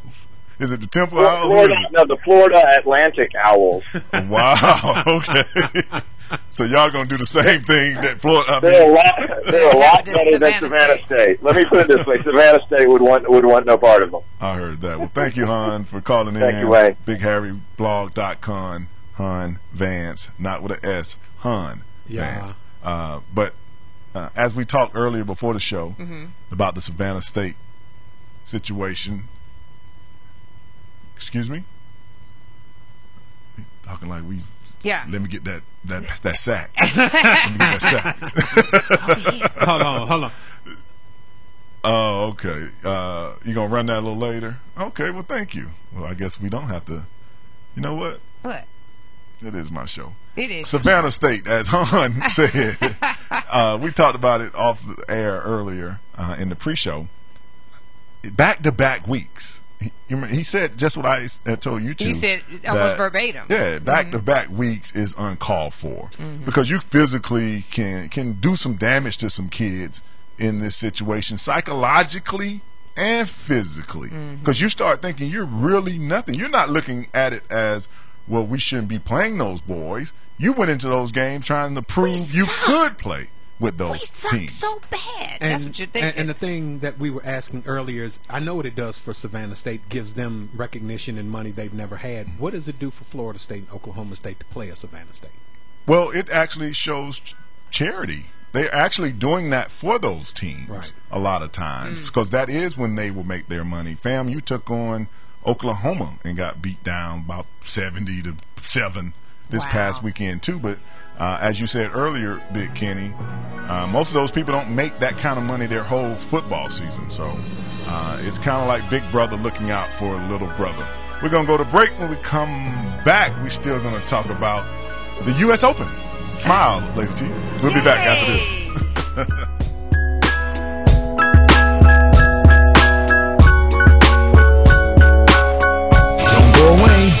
The Sports Jock Show with Wayne Gandy is coming up next. Hello, and welcome to today's lottery drawing. Good luck. And here's today's winning numbers. First one up, it's not yours. Second one, not yours. And another number that's not yours. Okay, this is one number that's yours. It's a 5, but you don't get any money for that. And the final number is not yours. Yep, so chances are you're not going to hit the lottery anytime soon.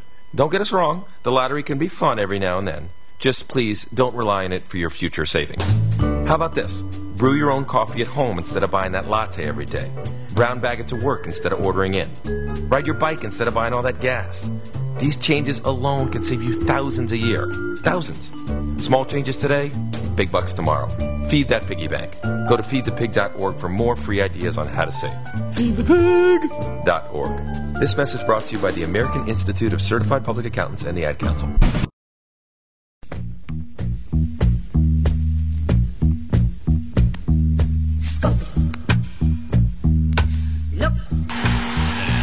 It's time for the scoreboard, where we put a spin on life and sports and how they intermingle.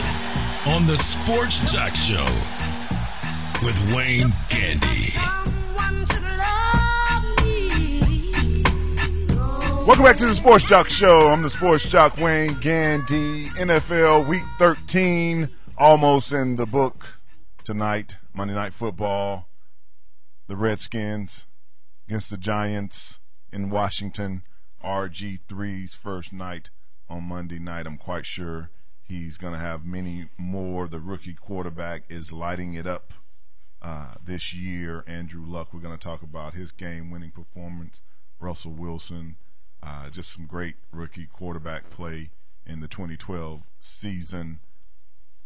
Before we get to that, the week started on Thursday night, and I think it was a prelude what was going on. Just to set up the whole weekend. It's been a crazy week, as I said, and most of you know about the Kansas City Chief incident. But on Thursday night, the Saints invaded the Georgia Dome in one of the heated rivalries in the NFL. The Saints landing here Wednesday night about 8 o'clock. I played for both teams, so I know the rivalry well. When they landed at Hartsfield, is it still Hartsfield-Jackson? Yes, it is. Okay, Hartsfield-Jackson. You know they got that new terminal, so there's a couple of names out there. Hartsfield-Jackson Airport out on the tarmac. And for a lot of you that don't know sports teams, we fly in and we land. It's probably, especially in the NFL, it's charter. Sometimes NBA and Major League Baseball, they might own their own planes. But in the NFL, it's charter flights. We land. The buses usually are out on the tarmac. We get off the plane, get on the buses. Well, the Saints landed, and they got on their buses, as they're supposed to. And one of the Hartsfield-Jackson employees that they say was dressed in black and had on a black apron, I think they're trying to help the people search for the person, decided that they were going to egg the Saints. They threw eggs at the Saints bus. Now, tall lady, this is my thing. We all know here, especially after 9/11, airports have a lot of cameras and it's a lot of security. Let's come on now. Yes. I mean, they got all kind of different probes and screening tests and wands, and you know, at the airport as an employee, you have to sign in, so they know who's at work. Yes, they know, and if you're in an apron, there's only so many people that have access to eggs. And I'm figuring, you know, I'm not a bright man. I haven't discovered the cure for cancer, but I'm figuring you probably work in the restaurant area because you had some eggs. So when did you come up with this plan of I'm going to take a dozen eggs and I'm going to go out and I'm going to lose my job now? Yes. Yeah, I'm going to lose my job because we're talking about the airport. You can't even really say much on the plane. You know, you can't move real fast. They might put you off and ban you. I'm going to go out and I'm going to throw eggs at a team bus. National security at its best. So this guy is going to go to jail, and this is what he's probably, when they find him, I'm quite sure, because they say we're laughing, but the general manager and the security team at the airport, they are not laughing at this at all, and they shouldn't be, because this time it's eggs, how our society is going. The next time is a gun. Yes, but my problem with this guy is not the fact that he, all the things, the security parts, that's bad. But he's a supposed Falcons fan. Mm-hmm. I was thinking about the fact you're throwing eggs. Could that have possibly been baby falcons that you're throwing? That is really not cool. I was thinking, it's almost like throwing baby falcons at a team, right. To disgrace them.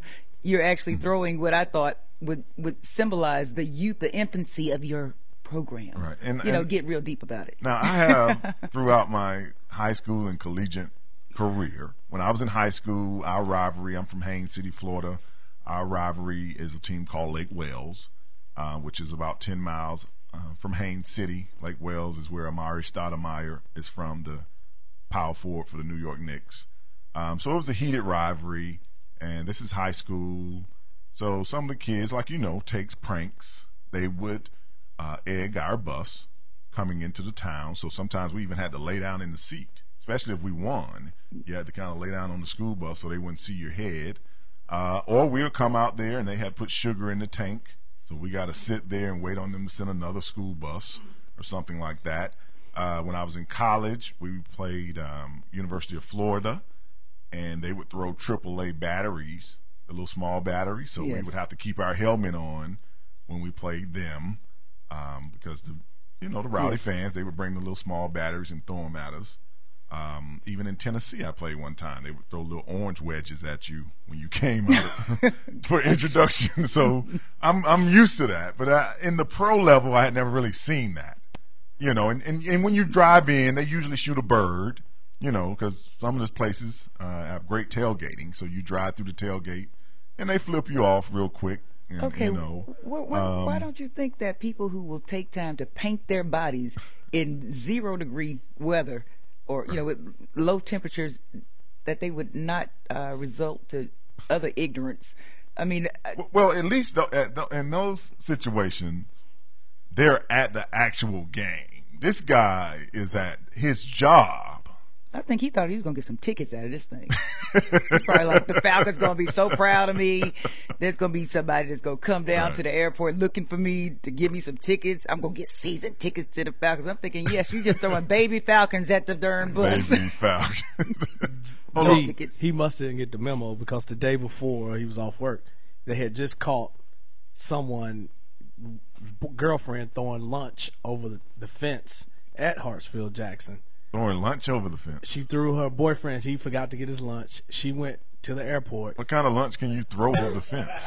What is that? But that's why everybody's like, this guy must didn't get the memo. The security was even on high alert because the fact the lady had approached the fence, threw the lunch over the fence. This was the day before, and then you had this incident with the eggs. Right, and I went over to the Saints hotel and picked up one of my friends, Dwayne, and I asked him about it. And he said, yeah, it was true that they had egged the bus. And they never felt like they were in danger, but it was kind of, you hear the thumping noise when the eggs hit the bus. That's very it's disheartening. I think it's disheartening, too, because you're thinking somebody is on the tarmac throwing eggs. What's next? Because if this person is not being secured or taken off, now, when you really get to the serious side of it, I understand the threat, and I understand why people would see it as a little bit bigger than just a prank. Right. This is an international airport. Yes.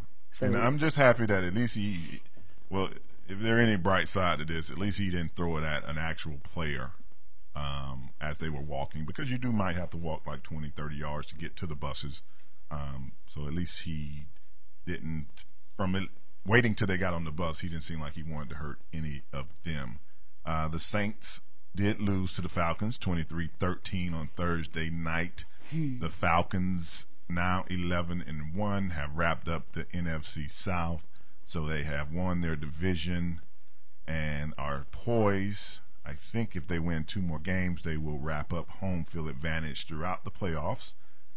They've been in that situation before and lost to the Packers. Hopefully this time they've learned their lessons and can win a playoff game. I think everybody, at least here in Atlanta, still has a little doubt because they're going to have to win a playoff game, which they haven't done under Coach Smith. And he's had some great seasons before. He needs to win a game in the playoffs, him and Matt Ryan. The little engine that could.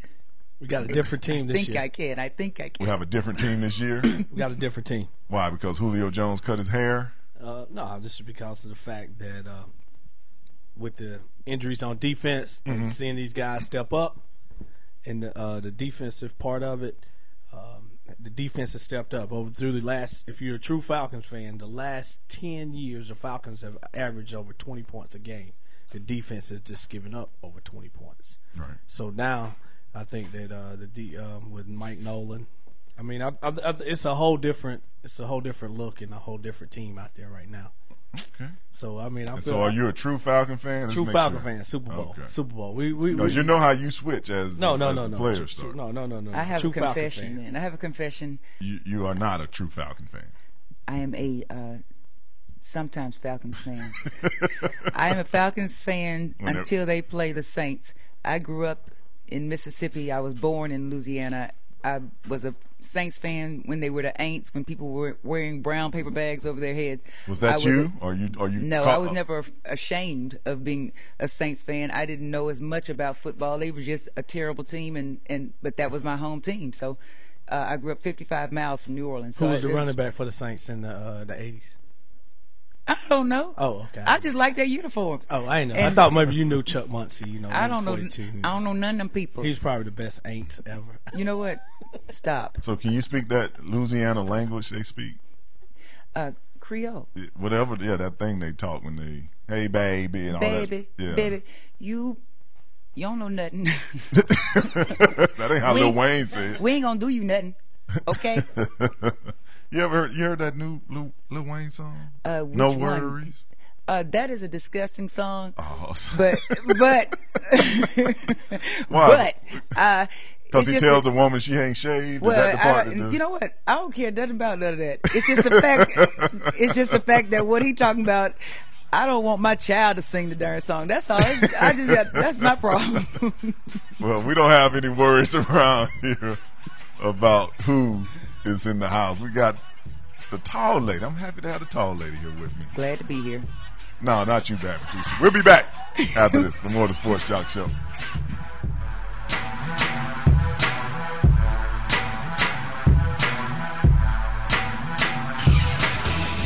More of the Sports Jock Show with Wayne Gandy coming up next. So, Jacqueline. Yes, Mom? I wanted to talk to you about something, and... Oh, wait. Hold on. I just got a text. Oh, there's another one. Wow. Busy me. So, anyway... Oh, wait, Mom. I just got a message. My friends keep commenting on my comment. Oh, there's another one. So many comments on my comment. Oh, I can't wait to watch TV tonight. Playoffs! Hey, guys, check out my new video game. Pew, pew. Wait. Mom, what? Huh? What? Hold What'd you say? Wait a second, what? This weekend, unplug. Take your family to the forest. There's nothing in the world like experiencing nature firsthand. Trees, paths, bluebirds, streams. Getting closer to nature can get you closer to your family.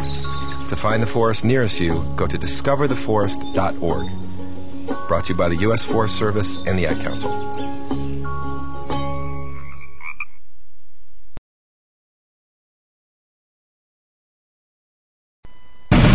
And now, back to the Sports Jock, Wayne Gandy.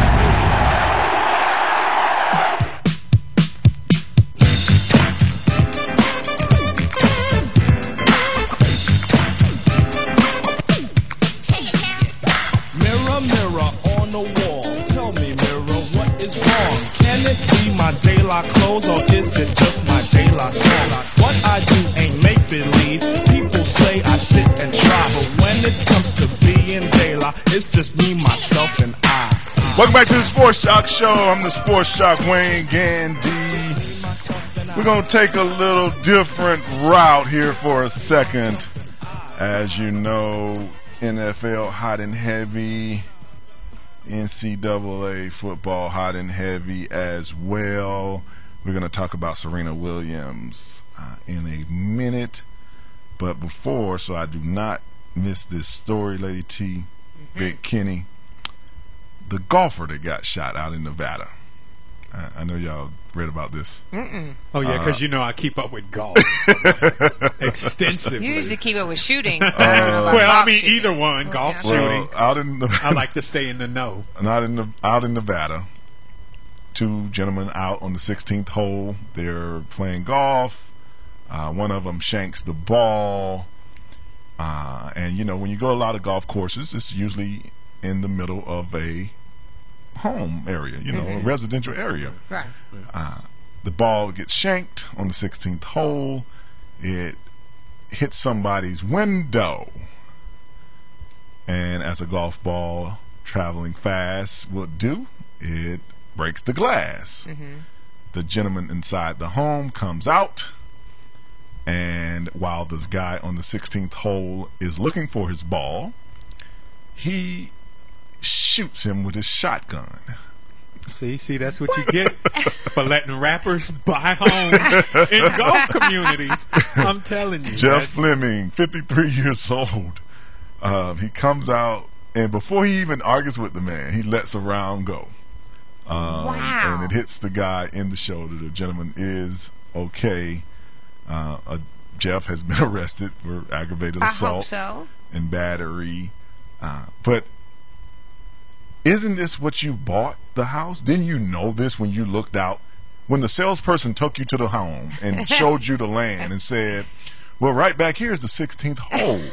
Then you know eventually that you were going to catch a golf ball to the window. I mean, is it me or am I crazy? Like, isn't that what but they even charge you more to be on the golf course side than they do on the other side. Y'all know how the backstory. This Jeff man's window has been busted consistently in the same spot at the same time. I bet Jeff has just had it up to here with all these horrible handicaps. He was looking for somebody that could play golf. It's a professional course, people. Get your thing together. You know what I'm saying? That's it. And they're just busting his window, and finally he says, okay, somebody's getting shot. Yeah, the neighbor said this was a common thing, as you would figure. Wait, what's common? The window getting busted or him shooting people over the window? Well, no, balls coming. Okay.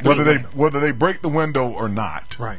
You're going to get some balls in your backyard. Sure. That's what I'm saying. When you went to this community, part of the attraction was that the back of your house is on the golf course. Sure. So what does golf course have? Balls. What does golf course bring? Bad golfers sometimes. Sure, a lot of times. Most of the time. Most of the time. Right, most of the time. To your property. It's only cool when the PGA is in town. Yeah, most of us are wishing to be Tiger Woods, Roy McIlroy, those players. But if I come out there, I'm quite sure I'm hitting 18 houses. I figure at every hole, if there's a house around, I'm going to probably hit something. If not the pool, somebody's going to get hit with a ball. You know what? His insurance has lapsed. Okay. A whole bunch of things you happened went to here. the insurance. I'm telling you, his insurance is lapsed. They said, listen, dude, we cannot pay for another window. And that's pretty much it. And that combination, it happened 16 times. I'm sure something got interrupted. You know what I mean? I can understand. A bullet to the chest for that one. He's out on $40,000. He shouldn't be out on bail, though. He is dangerous. Wait. $40,000 bail. $40,000 for being a lunatic. A lunatic. It's only $40,000. I mean, it's amazing how crazy people can afford $40,000 worth of bail. First of all, but he's it's on so the golf low. course. I mean, that's only like $4,000 cash to get out. You would know the breakdown. Hey, I know the breakdown with the conversion rate. What's the bailsman's name? What city was that? That's the conversion rate. Reno, Nevada. He probably knows the bailsman. I'm sure. Well, here's the kicker. After shooting the gun, he went and got in his car and just drove to his attorney's office, and him and the attorney just went and turned himself in. That's how he turned himself in. I'm gonna Google him. This isn't the first time this happened. So anybody that drives straight to the attorney doing the OJ is you know. So what I'm saying? there goes the insanity defense. Guess I can't use that one. Scratch that off the list. Real quick. Also, Wisconsin man sicked his dog. Told his made his dog attack the neighbor's son. He accused the neighbor's son of stealing something from his home. So he sends the pit bull at the son. The pit bull knocks the son down. He picks the son up.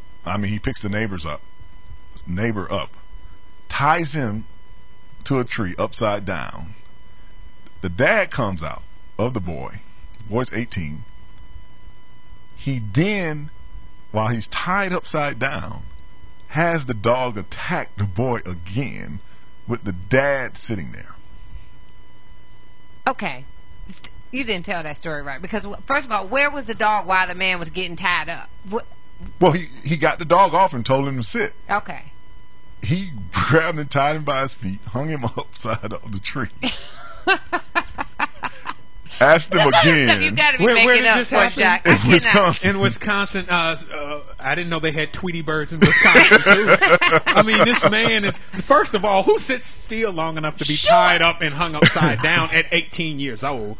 And then pretty much. All of a sudden, your dad comes out. Now, maybe you didn't look out the window, but you didn't. This dude got his window hit with a golf ball and brought out a rifle. Your son's getting attacked by a pit bull. At least come out with a baseball bat. No. The dad stood and watched. That's what I'm saying. Because he figured the boy did steal it. Oh, come on, man. Come out with something. It's your son. I just want to say that the dog is well trained. Sick him. The dog is the champion in the story. That obedience school should advertise. So they did arrest both of them, the dad and the man. Where did sick him come from anyway? That's some. I think some the dad got stuff. out on bail, and the man is still in bail. How can you look your child in the eye? Yeah, that would sever. The father-son bond, wouldn't it? I know I was going to let you get tortured, but pit bull can shut down a lot of stuff. Not the bond between parent and child. Come on. We'll be back after this break with the U.S. Open.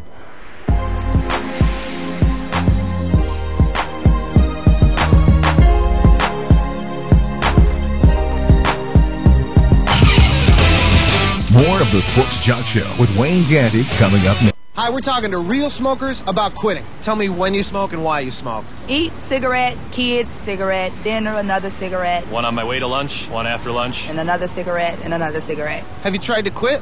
Yes. I become angry. It ain't that easy. You can't just quit cold turkey. I tried. What would you do different? Actually having a plan and thinking it through. You have to relearn how to live your life without a cigarette in your hand. With the right plan, you can quit smoking. Free at becomeanx.org. X, a new way to think about quitting. Brought to you by X and the Ad Council.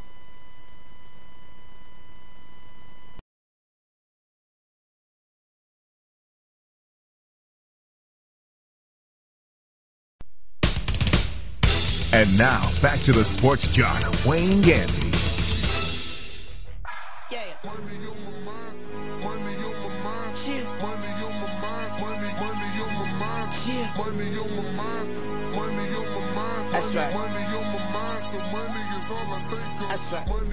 Welcome back to the Sports Jock Show. I'm the Sports Jock, Wayne Gandy. If you go to thesportsjock.com, as I said early in the show, we were talking about Cat Williams. We have posted him slapping and his getaway video. You can see him get on that electric cart if you just want your nice laugh to start your Monday off on a bright note. We didn't get to talk about the NFL today from the scores from yesterday. Another story that popped out last week was, speaking of popped up, Viagra. Popping up. Brandon Marshall, the wide receiver for the Chicago Bears. I don't know how one thing turned into another, but Brandon has been diagnosed to be bipolar in Miami, so he might have been off his meds this day. And big ups to you, Brandon. You're having a great season too for the Bears. I guess you were bipolar. That medicine is you look like a whole nother player out there playing. No, he was always great, but now you can see he has a certain more focus when he plays. But he was being asked last week about the rash of use of Adderall in the NFL now. That's the new thing that a lot of players are on. And some kind of way, he got around to telling the reporter that a lot of players are using Viagra to get up for the game. Now, as we know, Viagra was invented really trying to deal with heart problems. It was supposed to be something for people who had heart issues, and the side effect of that became something that they basically just ripped up the book for the heart problem and started selling it for a sex drug, enhancement for men. I don't know if they've gotten around to making one for women yet, but they have one for men. It's Viagra, and as you know, when you watch games, it's a whole bunch of Cialis and this and that type things for men. But it is supposed to give like more blood and oxygen. I guess it helps you breathe better, or something out there for men. The blood to go to that special place so that things can happen. So being out on the football field, which playing football or any sport, you get a lot of energy going.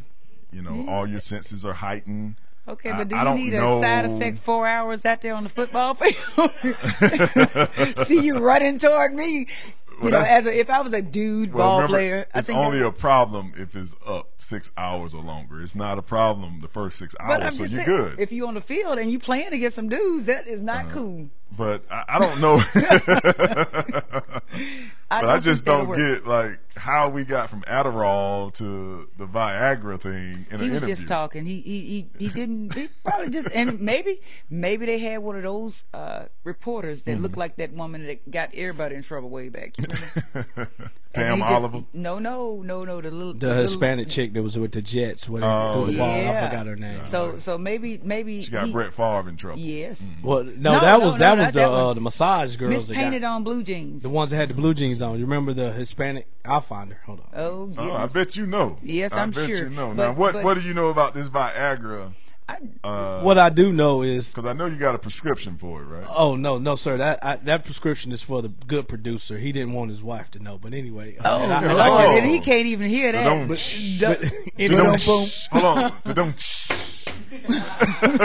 Anyway, my question is this: Adderall is like something like a speed. I mean, like a drug, a speed. Well, during World War II, wasn't United States soldiers given speed when they was fighting the Germans? It's not the same. Adderall is a medication for attention deficit hyperactive disorder, ADHD or ADD.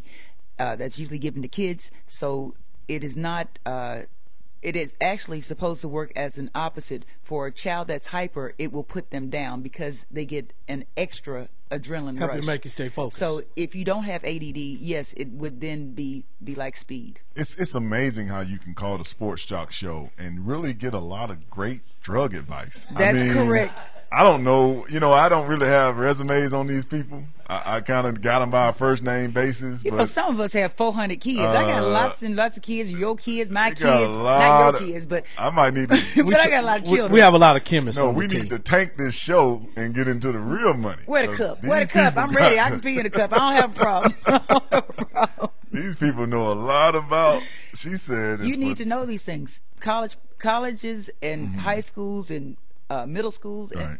And they're having problems with kids taking these drugs from friends. So you really need to know what's out there and what it does and what it will do, and be able to explain it to not only a grown person but a young person, so they know what's going to possibly happen with their body.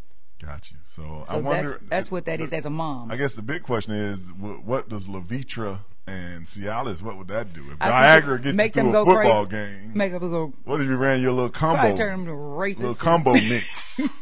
You might call that a Molly. Pop the Molly. I'm sweating.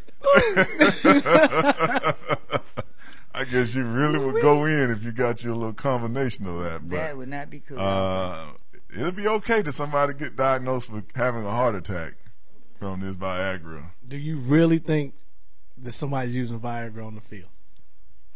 Man, this is competition. I tried to tell y'all earlier. Know who you're dating. Yep, gladiators. Anything for an edge. Ain't nothing the athlete won't do to try to be number one on the field. Brandon Marshall, stay off that Viagra. We'll be back. Number one for real. More of the Sports Jock Show right after this.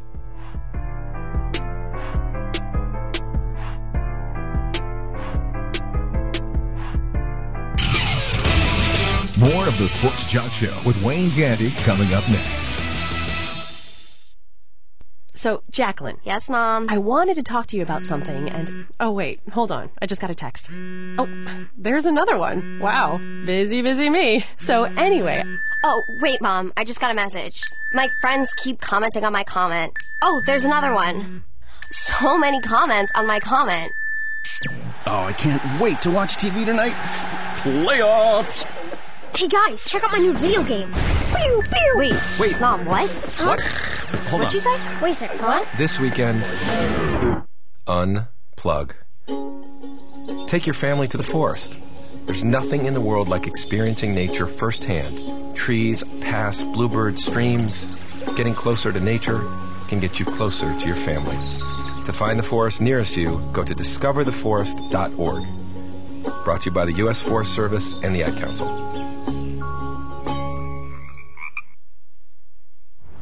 Psst. Hey, over here. What? Right here, on the side of the house. Who said that? Look down. I'm right at your feet. Wait, the basketball? Yes, the basketball. Right down here, where the kids left me a long time ago. Man, you know how lonely it is being a ball and not being able to bounce or roll? Excuse me? Remember when you got me for the kids? You said, now kids, you have no excuse not to go outside and play. Uh-huh. Wow. I'll miss flying through the air and hearing the shouts of joy when I swish through the basket. What do you say? Could you give me a little air and remind the kids of how fun I still am? Okay. Oh, wow. You are flat.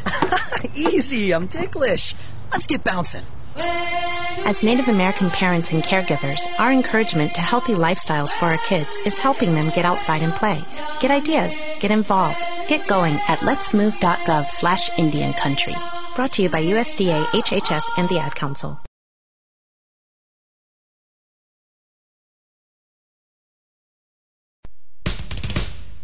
And now, back to the Sports Jock, Wayne Gandy.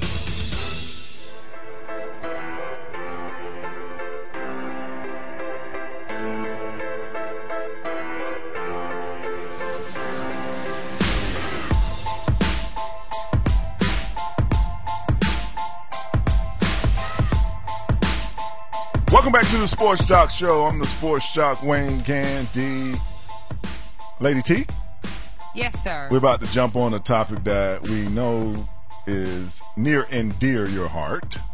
Always. A story we talked about last week. The USTA during the U.S. Open would not sponsor Miss Taylor Townsend to play in its juniors competition in New York. After the competition, they did reimburse her for her travel to the U.S. Open. We talked about this last week about the USTA and did they have the right to tell Taylor that she was fat and need to lose weight. I think that's the same thing, Wayne. Fat and needing to lose weight. Let me just clear that up. Some people just have no, you can be skinny fat. You can be skinny fat. Whenever you're fat, you need to lose weight. Sometimes you just need to tone. I mean, I'm skinny fat. Right, they're skinny fat. I'm skinny fat right now, but I'm not fat. No, you're narcissistic. How am I narcissistic? No, I'm just saying. Watching yourself on the doggone computer. Listen, we all know that I'm narcissistic. That's not brand new. We know this. I'm saying that you're calling yourself skinny fat. That whole self-deprecation thing is come on, man. I mean, where are you fat? Stop. Okay, that's what I want. That's what I'm saying. Back to what you were saying, Sports It's called Jock. Skinny fat. Well, we wanted to get someone that had dealt with the USTA in this matter before, not necessarily the fat matter, but the rules and regulations of the USTA. And we reached out to our favorite Georgia tennis player, Mr. Nathan Pasha, who I dug up 2 tickets for. He bartered it to me. He told me if I get him 2 tickets, he'd call his mama. Well, if you give me some tickets, I will call my mama. Well, so I found him 2 tickets for the night's game. I get to barter. I don't understand. And, I'm really mad. So we've got Miss Dale Pasha on the line. Are you there, Dale? Yes, I'm here. How are you, Wayne? I appreciate you taking my call. No, thank you for calling in because me and Big Kenny have ganged up on Lady T.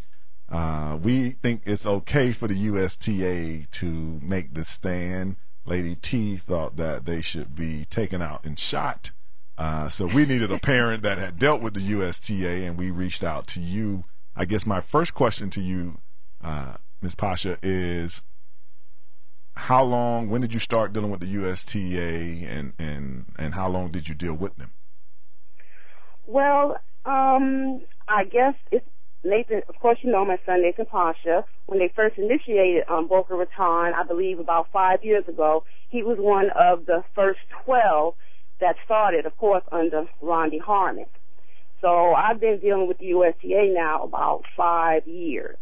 And, of course, after that first year, they kind of booted Rondy Harmon out, and the new organization now has taken over.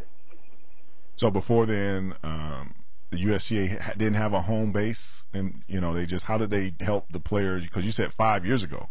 So they've only been around 5 years, or they just... No, it's not right. They just started this academy about 5 years ago where they had a central location where they were going to house individual students that they targeted with talent. So before that, they were somewhere down in Miami, and of course they were training, athletes, but they wasn't housing them in a central location. So to get Nathan in, is it a thing where you reach out to them, or they have scouts or something and they reach out to you?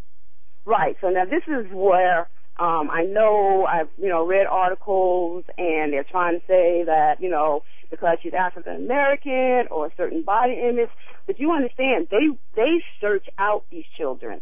You just can't come down to Boca. They look for you. So, they look for children that have a high standing. When they go to the big tournaments, they have their little scouts looking and deciding, this is person we would like to invite to the academy. So that's how that works. They reach out to you. And when they put they put Patrick McEnroe in head of the USTA. Is that correct? When they made that change? They made that was a big change. And of course they kind of did it hush up because nobody even knew. So when I came in, it was under Rondy Harmon because, like I say, they go to the big tournaments and they have the USTA coaches out there and they're looking for talent. And when they spot something, they invite you to a training camp. And if they feel that you can work hard and you're under their philosophy, then they'll invite you into the training camp in Boca Raton. So that's how that works. And then the next year, all of a sudden, they changed everything. Patrick Maxwell came in, Rodney was out, and of course Pat brought in his own people, like most, corporations would do. They're going to bring in their own people that believe in their philosophy. So Dale, it's Lady T, also known as Tina.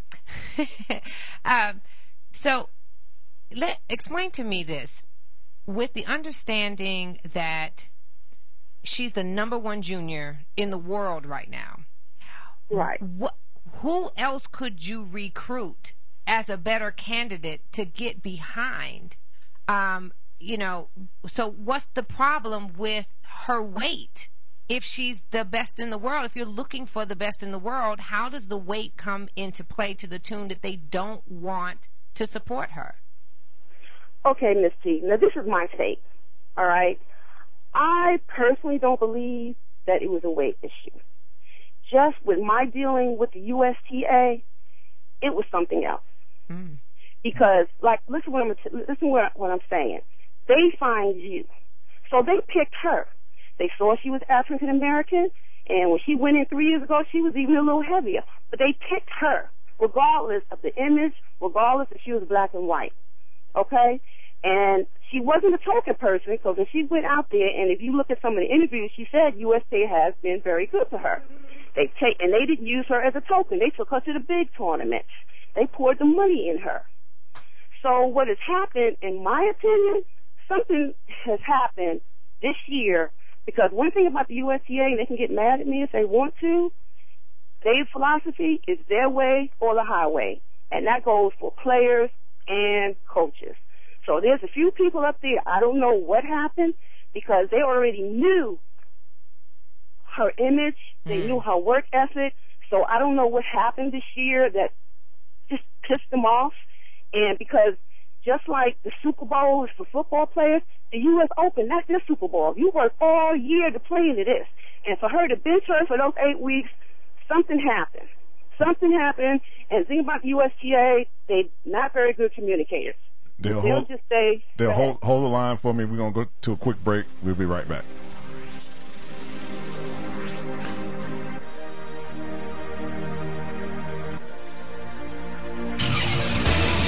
More of the Sports Junk Show with Wayne Gandy coming up next. So, Jacqueline. Yes, Mom? I wanted to talk to you about something, and... Oh, wait. Hold on. I just got a text. Oh, there's another one. Wow. Busy me. So, anyway... Oh, wait, Mom. I just got a message. My friends keep commenting on my comment. Oh, there's another one. So many comments on my comment. Oh, I can't wait to watch TV tonight. Playoffs! Hey, guys, check out my new video game. Pew, pew. Wait. Mom, what? Huh? What? Hold What'd you say? Wait a second, what? This weekend, unplug. Take your family to the forest. There's nothing in the world like experiencing nature firsthand. Trees, paths, bluebirds, streams. Getting closer to nature can get you closer to your family. To find the forest nearest you, go to discovertheforest.org. Brought to you by the U.S. Forest Service and the Ad Council.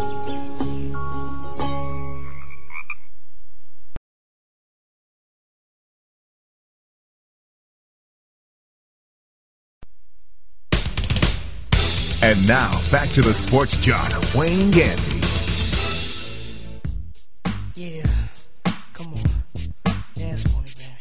Yeah. Uh-oh, you feel that? All right. Come on. Don't stop now. You done did it. Come on. Yeah. All right. Hold on. Welcome back to the Sports Junk Show. I'm the Sports Junk, Wayne Gandy. It is noon. What a great show. Moving along great. In our last segment, we had Behind the Glass, and we let the bad producer ask a question.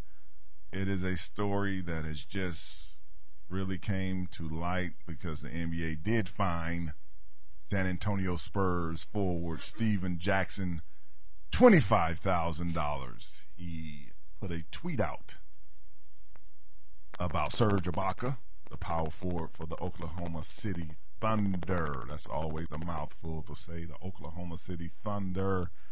That I'm gonna get at you, basically. He not basically. Next time.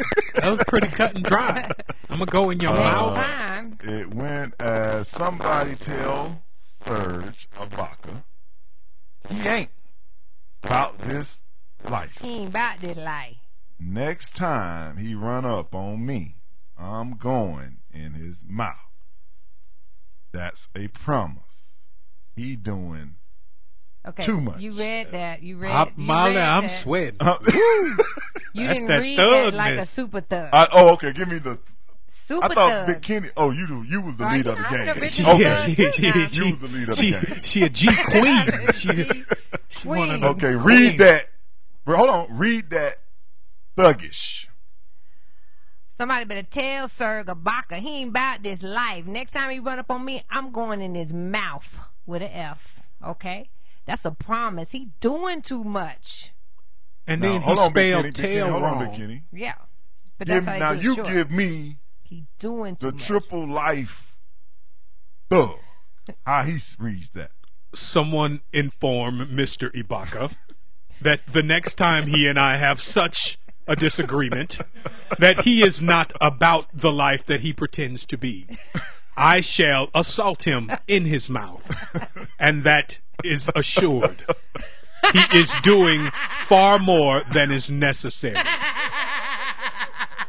because the super thug is intelligent. Is you know, intelligent man. A super thug. To do triple life, you got to try hard to do triple life. Ain't just no random triple life dude. So that's how he. You know what I mean. It is assured. $25,000 will come out of Steven Jackson's next check. It should, though. If most of you may know Steven Jackson, he's been around the league 13 years. He played here in Atlanta. He really came to light when he was a Pacer. He was protecting. This is what you might find interesting about the story. This was just him watching a game between the Lakers and the Thunder Friday night, in which Metta World Peace and Serge Ibaka got into a little heated debate under the basket. I was watching this game. No punches were thrown. Nobody was thrown out. But a former teammate of Metta World Peace in Indiana was Steven Jackson. They are the people who went up in the stands in Detroit and got busy. And I think one of them, they got suspended like 80 of the 82 games. It was like, yeah, you suspended. You can play the last 2 games of the season, and that's how that went down. So they bonded that I can watch a game of Kenny and Big Kenny and someone else, and then I get fined because I'm upset. Why do you feel Why is he so upset? Why do you feel it necessary to defend a dude named Metta World Peace? Sure. This dude can handle his own. You know what I mean? He's Sure. known. His name is, how many times do you think he gets into scrapes over being named Metta World Peace? Everywhere he goes, this dude is having to fight somebody. This fine is so warranted because, first of all, you're not even in the altercation. You're talking about what you're going to do to somebody the next time you're playing basketball with them. I mean, I think the NBA did a great job of shutting this down because you can't have that. You know what I mean? You can't have people thinking that they can have some feud on the court or feud off the court. And I think it's showing a great decision making from the NBA to shut this down and say we're not gonna have this. What I would like to see is Steven Jackson be out somewhere, maybe getting some wings or bowling with his friends, and turn around and Serge Ibaka standing there like, I heard you said something about me, and see who really about that life. You know what I mean? Because I want to know what that life is. As a grown man, there's certain things you just can't talk reckless. You just can't talk reckless. Talking about going in my mouth, you got to prove that. But Kenny, my thing is, what life y'all living making $10-12 million a year? Like, what life is that? Because, yeah, we want to get in some of that too. I mean, what thug life is that when you... My publicist is going to send your publicist an angry email.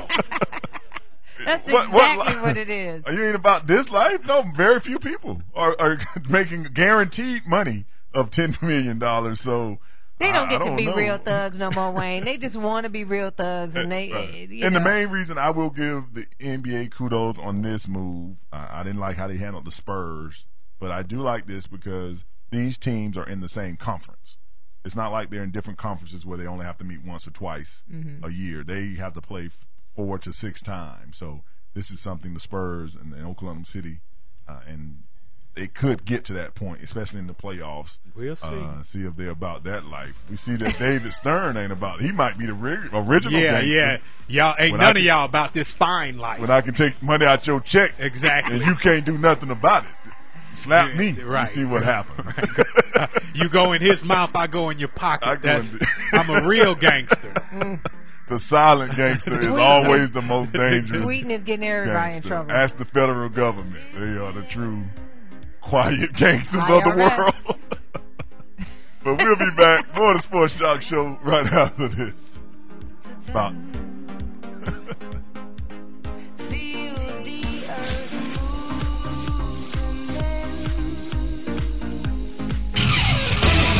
More of the Sports Jock Show with Wayne Gandy coming up next.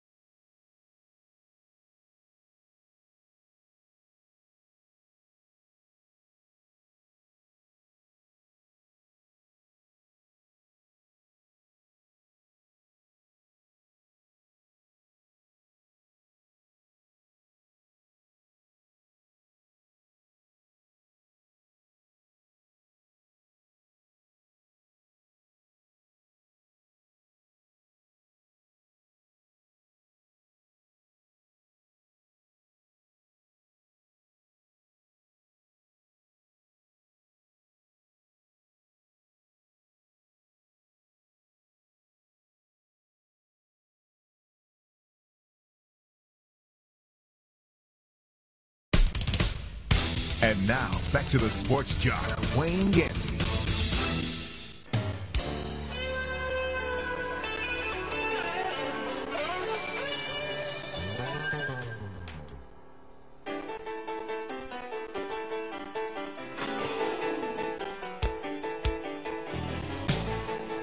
Welcome back to the Sports Jock Show. I'm the Sports Jock, Wayne Gandy.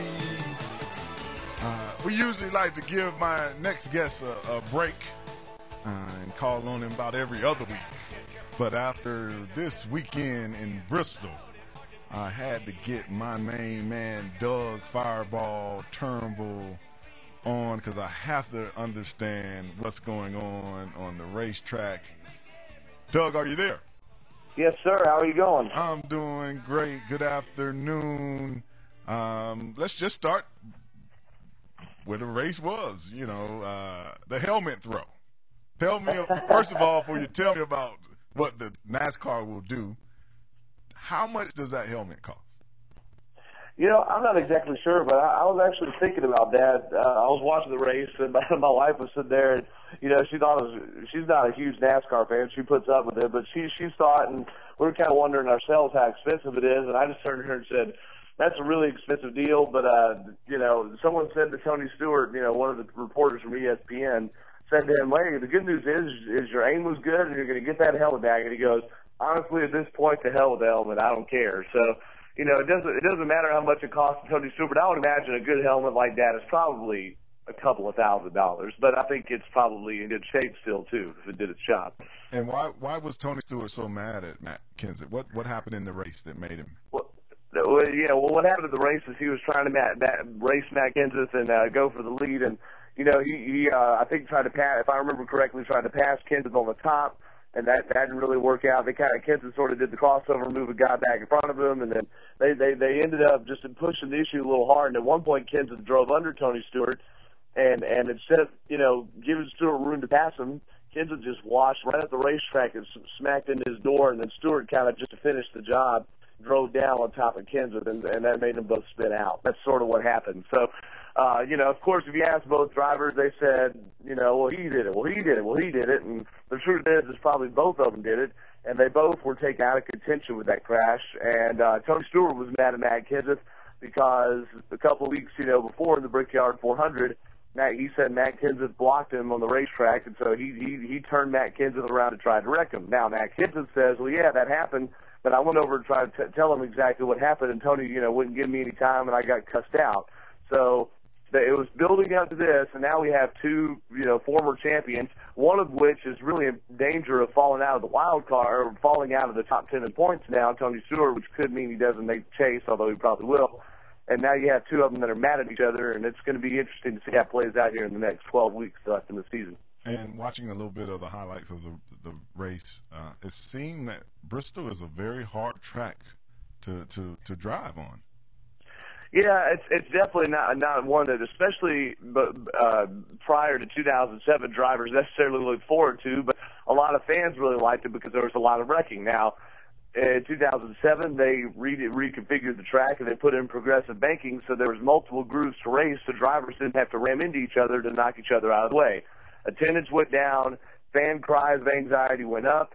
So the track officials of Bristol Speedway Motorsports Incorporated, the same company that owns Atlanta Motor Speedway in the south of Atlanta, they decided to grind the top groove of the racetrack, which was supposed to make that groove not able to race on. So the drivers would have only two grooves or a groove and a half, and they'd have to, hit each other to knock each other out of the way. Well, what ended up happening, and according to Jeff Gordon especially, was that top groove that they ground actually started rubbering in and became the fastest. And by rubbering in, I mean gaining the rubber after they drove over it over and over again. And it became the fastest way around the racetrack. So drivers instead lined up in a single file line at the top of the racetrack and bumped each other out of the groove from there. So it ended up going from a 3-caution race that we had back in March to, I think it was 12 cautions on Saturday night. The fans got what they wanted. The ratings were up, the attendance was up compared to the spring race, but the drivers, of course, didn't like it because it wasn't as good of a racetrack for them. I was just going to ask you, because watching some of this, this is what I like NASCAR: the bumping and the energy, the banging around the track. That's what's been missing to me a little bit. Is people like that collision type stuff?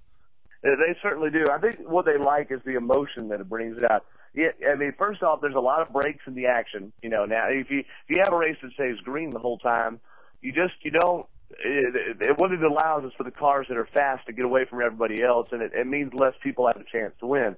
With this, we had, multiple cautions. We had drivers on different strategies of when they're going to pit road. So you'd say maybe the top 10 pitted at one time, then the top behind, the rest of the top 20 behind them pitted at another time. So when the top 10 would have to pit, then the drivers 11th through 20th would become the leaders, and then they just keep switching back and forth. And we saw it, to a great extent Saturday night.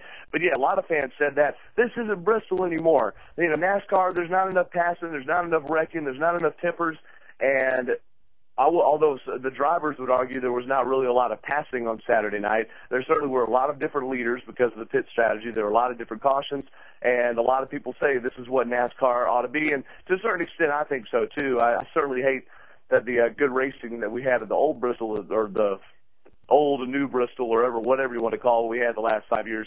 I hate that that's gone because that was good racing too, but fans got what they wanted, and I think it's been a good improvement. And in Danica fashion, we have to talk about, because Lady T is here, we got to talk about Danica. She was waving that finger. She thought about throwing her helmet, but she said, I don't want to spend 2 G's for real. In female fashion, she gets out and waves her finger at cars that are going 200 miles per hour. Like grandmama. What was that? You're never going to hook up after the race like that, mister. What was the I think she was, she was mad. By the way, she's Tony Stewart's teammate. All 3 of the Tony Stewart the Stewart-Haas racing cars got taken out by other drivers, essentially, in that race. Ryan Newman got taken out by his arch rival, Juan Pablo Montoya. And so, Stewart got taken out by Matt Kenseth, and then Danica Patrick got taken out by Regan Smith. Although to me, it's a little like they could have given each other just a little bit of more room there. I think the general consensus is that Regan just drove right over her. He apologized. He got on his radio and said, tell him I'm sorry, but that's Bristol, and that's what happens. Danica, I thought she was going to throw the helmet too, and I think maybe she didn't because she thought, hey, I'm not going to get quite as good a shot as Tony. I'm not sure, but she decided to, hold on to the prize helmet there, and the fans went wild. I mean, let's face it, whether she threw a helmet or did whatever at him, and she was wise not to point the right finger too, because NASCAR would have fined her if it was a birdie finger, and I don't think NASCAR is going to fine Tony Stewart for throwing his helmet, except they could make an argument for the fact that that as Kenseth was driving down pit road, he jumped in front of his car and threw it, which is certainly what happened. Fireball. This is Big Kenny. You said that you don't think NASCAR will fine Tony Stewart. How many times are they going to allow this dude to attack other drivers with helmets, his fist, his words? This is a loose cannon. This dude, he's on some Des Bryant status of NASCAR. I mean, every time you turn around, Tony Stewart's punching somebody or throwing something at somebody or inciting violence. How long is that going to go on? I think till Tony Stewart's mom gets punched behind it, I don't think he's going to do Des Bryant status. But no, you're absolutely, really, if you can divide Tony Stewart's career up into 2 sections, I think there was before he became an owner, or a year or 2 before he became an owner, and after he became an owner. And when he left Joe Gibbs Racing and made his own race team, Stewart-Haas Racing, he has to behave a little differently. Now, he still says whatever he wants. He has said some crazy stuff even in front of me before, when I've interviewed him personally, okay? But he's not, every driver is conflicted. They sort of have that good and bad side. And some drivers like Tony Stewart, Kyle Busch, Kurt Busch, you see the bad side more often. NASCAR is, the fans went crazy when he threw that helmet. They thought that was amazing. And unless they argue that he got in front of that race car, Kenseth's car, and was putting himself in danger by doing it, I don't see how they're going to fine him for that. Not now, and if NASCAR does, they're going to have a huge backlash. Overall, Tony Stewart's conduct is way improved over what it was from, say, 1999 to 2003. But I wouldn't worry too much about that. I think he's for the most part under control, but he does the perfect amount of good and bad to sort of hedge the fence there and get the fans loving him, but stay just out of trouble. Turnbow, this is Lady T. Can you just tell me really quickly? You said the cars are taking, the drivers are taking other drivers out. Are they doing that deliberately, and is that legal? And how does that whole thing? How does that work? Well, first, the answer, yeah. Yeah. But I mean, how does it work? Well, look, the reason the drivers like Bristol that was there from 2007, the progressive banking from 2007 to what we saw up until the spring race, is because they didn't have to take each other out to get by each other.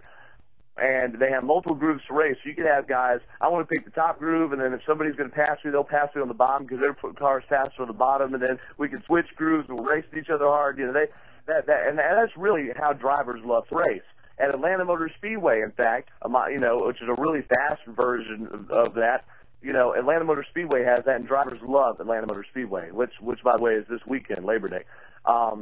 At Bristol, the old Bristol was there's only one groove that's really fast, and so I'm going to get behind you, and if I can't, get fast enough to pass you outside of that groove, I'm going to knock you out of that groove to get around it.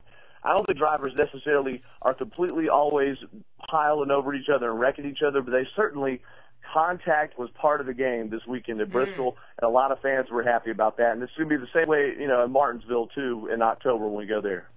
Well, thank you, Fireball, for calling in and helping us once again with our NASCAR report. I'm quite sure you'll be down at Atlanta Motor Speedway this weekend. No telling what, they might throw a goat out there. Who knows? Oh man, no, I think Atlanta's going to be tame as far as wrecking action, but it's certainly going to be. I mean, there's certainly going to be a lot on the line with all the drivers that have one win in the wild card that are trying to one-up each other and get back into that second wild card slot. Atlanta's going to be crazy, and I'll have updates all weekend on my blog on WSBRadio.com. All right, Fireball Turnbull. We'll be right back after this.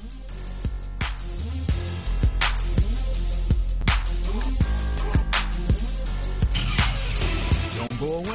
More of the Sports Jock Show with Wayne Gandy is coming up next. Honey, I'm home. I've got a surprise for you. Get that filthy, disgusting tire out of my living room. You're on my favorite rug. Calm down. You're gonna love this. What? Whoa. The goldfish bowl. I won't run over them. Relax. You roll that tire right back out of here. Relax. It's all part of my master plan to save us money. This is not going to be our coffee table. Don't even think about putting a piece of glass on top. No, honey. This is a reminder to keep our tires properly inflated so we can save money on gas. Can't we just tie a string around our fingers? Sweetie, properly inflated tires could save us more money at the pump than a week's worth of gas. You're getting tire tracks on my love seat. Exactly. To remind us that we love saving gas with properly inflated tires. What's wrong with the sticky note on the dashboard? Discover smarter ways to save hundreds of dollars on gas and help the environment, too, at the Alliance to Save Energy's website, drivesmarterchallenge.org.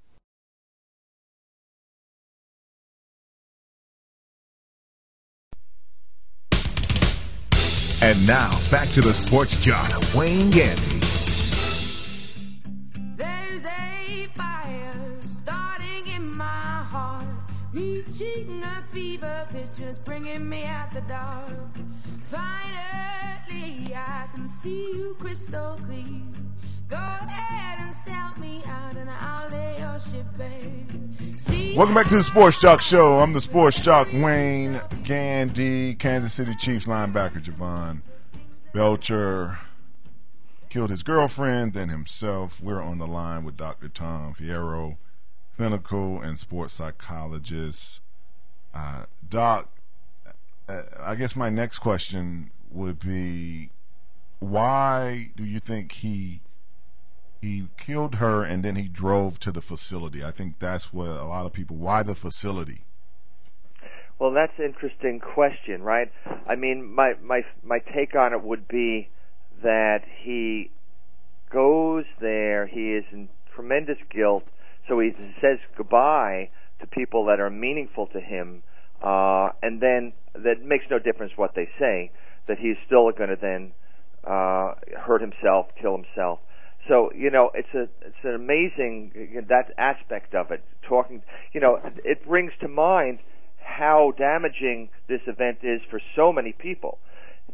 Belcher's family, Cassandra's family, the young child, the coach and the GM now have post-traumatic stress and guilt. Huge. I mean, to witness someone shooting themselves and killing themselves is a very, very traumatic experience.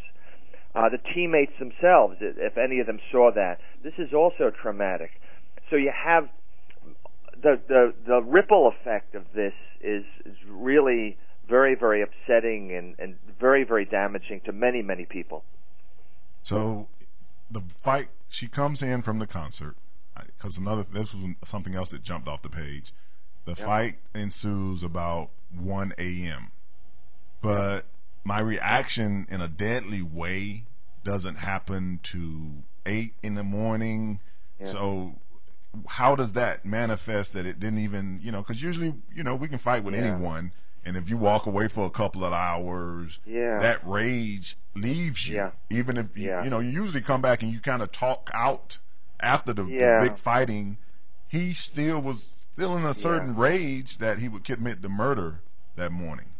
Well, that's a good question. I mean, and it just, my sense is it gives you a sense of just how upset he was, how enraged he was, how out of control he felt. My guess is that he felt he couldn't control her anymore. She may have been somewhat dissatisfied with things. So there's this upsetting kind of can't resolve it, can't figure it out, no other solution but the action solution, which is not, it's not an unusual phenomena for many, many people to act instead of think and talk, right? This is the basic process of my business of psychotherapy, helping people to stop acting and start thinking and talking. And it didn't happen in this case. So as a parent, because that is the next person, we know Scott Pioli, the GM, and that is set. But as a parent to sit there and you're in town, you watch your son murder someone. Yeah. Where is she mentally? Is she trying to protect herself? Is she trying to talk him down? Because she was in his house.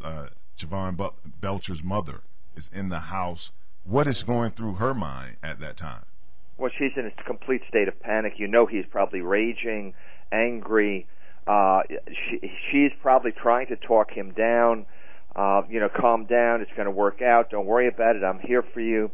All of it didn't work. So the power of a person's inside, a person's emotional state, a person's neurosis or psychosis, very, very strong. And that's the thing that obviously has to be addressed. And what I always push for is people with, ongoing supportive psychotherapy. I think that every professional athlete should be in therapy for one simple reason: the level of pressure that these guys are under, the amount of travel they have to do, the amount of exhaustion and physical pain they go through, the amount of money they make. All of this is way, way too overwhelming. And so you need this kind of a support system to help control the emotions. And when you don't have the support system, these kind of things, whether it's massive drug addiction, acting out, domestic violence, this is absolutely predictable. They live in a very, very difficult, highly, highly stressed and highly public world. One thing that happened, and real quickly, the word that I have some friends that play for the Chiefs, is that the girlfriend went to a Trey Songz. He's a singer, R&B guy. She was pulled up on the stage. Some of his teammates texted him and called him and ridiculed him for her going up in this stage. Now, is that really that trigger point that you were talking about? Oh, it's got to be. I mean, that's if he felt in many ways humiliated, embarrassed, laughed at, public humiliation. It's a very, very, very, very angering, raging kind of process. That may be. I mean, I don't know the details if she's on stage and she's probably having basically a harmless, fun time, but that's a different kettle of fish when you think of either a husband or a serious boyfriend who's actually trying to have a relationship with this person. So yeah, you're right. I mean, the trigger point is right there.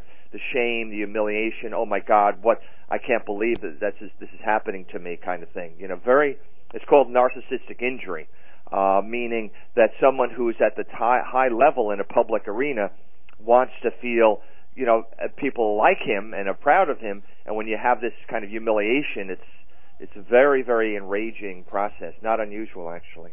Well, Doc, if you can just hold the line one more time, I want to talk about just why is it that this seems to be a very prevalent thing across the country this murder-suicide. Dr. Tom Fierro, clinical and sports psychologist. We'll be back with more of the Sports Jock Show right after this. 888-926-7562. We'll be back after this. Listen to the...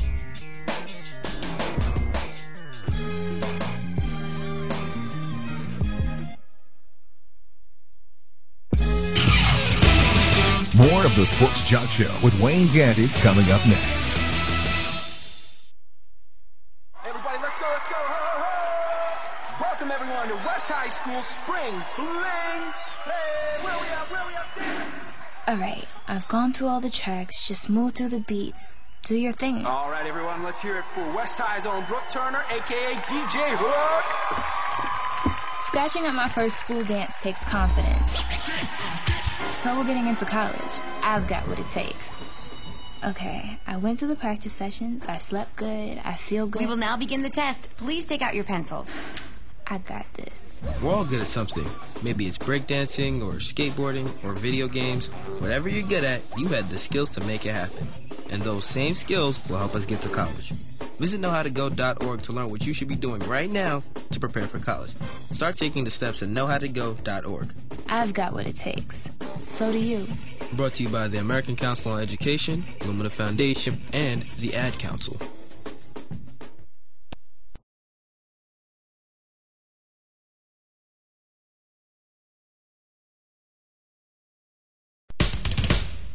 And now, back to the Sports Jock, Wayne Gandy.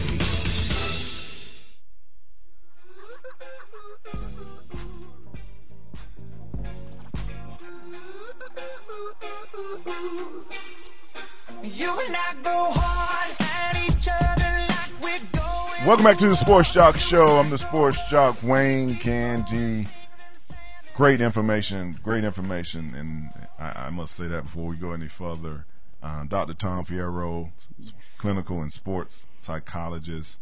I've gotten 4 or 5 texts already. People are definitely engrossed in learning more about this situation. Kansas City Chiefs linebacker Javon Belcher kills his girlfriend, drives to the facility, kills himself in front of the coaches and the GM. The team takes the field yesterday against the Panthers, 27-21, their second win. It's always it's ironic how the mind works.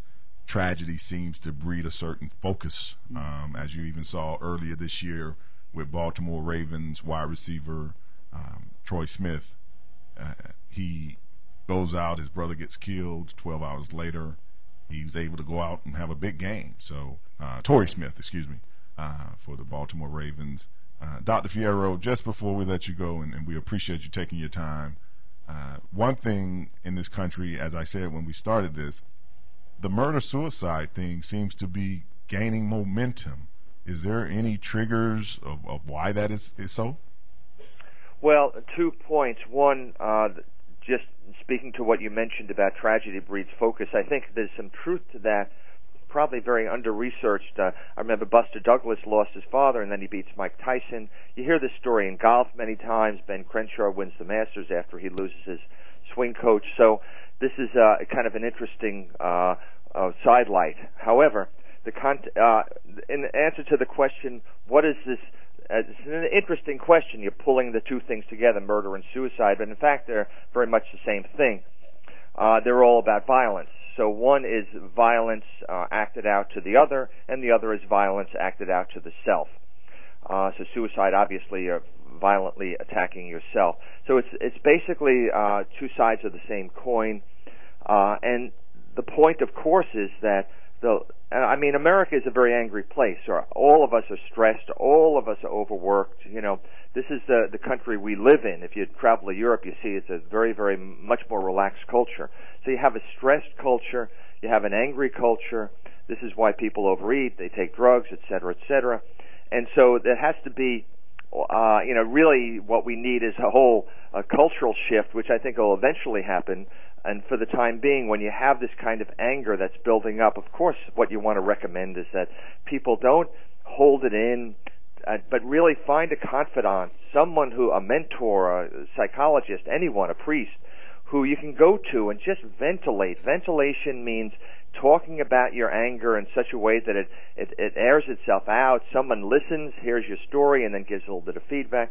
This is so very important. And if he had that, probably this never would have happened. But people lead, as more and more in America, increasingly private lives, quiet. We just get in the cars, we watch television. There's not a sense of the sharing or a sense of community anymore, and it's such a tragic thing. So, well, one thing I because the case in Cleveland sparked this question to me in my mind.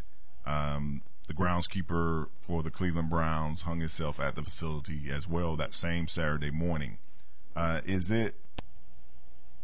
the way you commit the suicide tell the story? And Javon Belchers, he shot himself. You see people in the news have stabbed themselves to death. You've seen people in the Cleveland Brown case, he hung himself. Does that tell us anything about where they were mentally? Well, I think so. I mean, I don't know the literature on this, but obviously there's truth to it. In other words, these are more serious attempts, whether it's a gun or a hanging, a stabbing. These are not calls for attention. This is the real stuff. This is really wanting to die. Whereas other methods, there may be a 50-50 chance of death, and therefore it introduces the idea of a call for help. So that in that regard, these are very serious matters, very serious attempt. They know they're going to end their life, and just the literature, the dynamics of suicide is an amazingly horrible thought. I mean, to end a life, to want to feel in so much pain and so unbelievably hopeless that you have to end your life. This is a very, very sad thing, which is a testament to why people need to reach out and share and talk and find a trusted person to communicate with, so that this, of course, another person that's going to be in the world is going to give you more reasonable feedback and always give you encouragement and hope.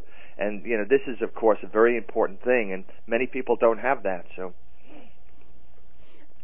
Mike, this is the tall lady. I have a quick question. Sure. Do you think that social media and the fact that people don't interface with each other as much really makes it easier for folks to hide their emotions, their true emotions, because everybody paints the picture on social media as the happy person or whatever it is? Do you think social media really is not helpful, but more of a hindrance to those things? Well, I think that's a very good question. I think that's a central problem in the modern world, the social media, because I think it's so good, it's so entertaining, it's so interesting in so many ways, and so convenient that it's basically taking over, and it's taking over community.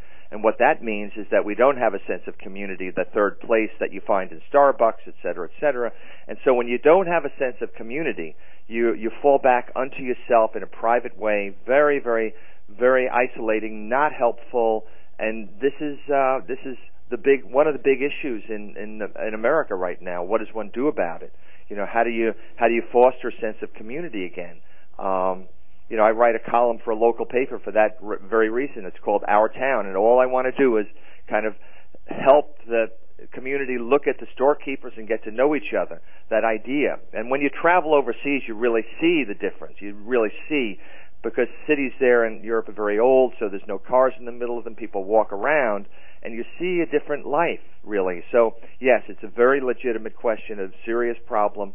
So, I guess I would say with all good comes some bad. And so the good of social media, the electronic revolution, brings with it some bad also, which is a sense of isolation, and with that comes all sorts of problems. Well, Doc, we appreciate you calling in and helping us out. And hopefully the next time we speak, there will be something happy to talk about. We can get back on tattoos maybe. But Dr. Tom Fierro, thank you very much. Call anytime. Oh, thank you. We'll be back. Yep. More of the Sports Jock Show. 888-926-7562. Good question, tall lady. Thank you. Listen to the rebroadcast Saturdays 1 to 4 p.m. Central on Q90.5, Camden, Alabama.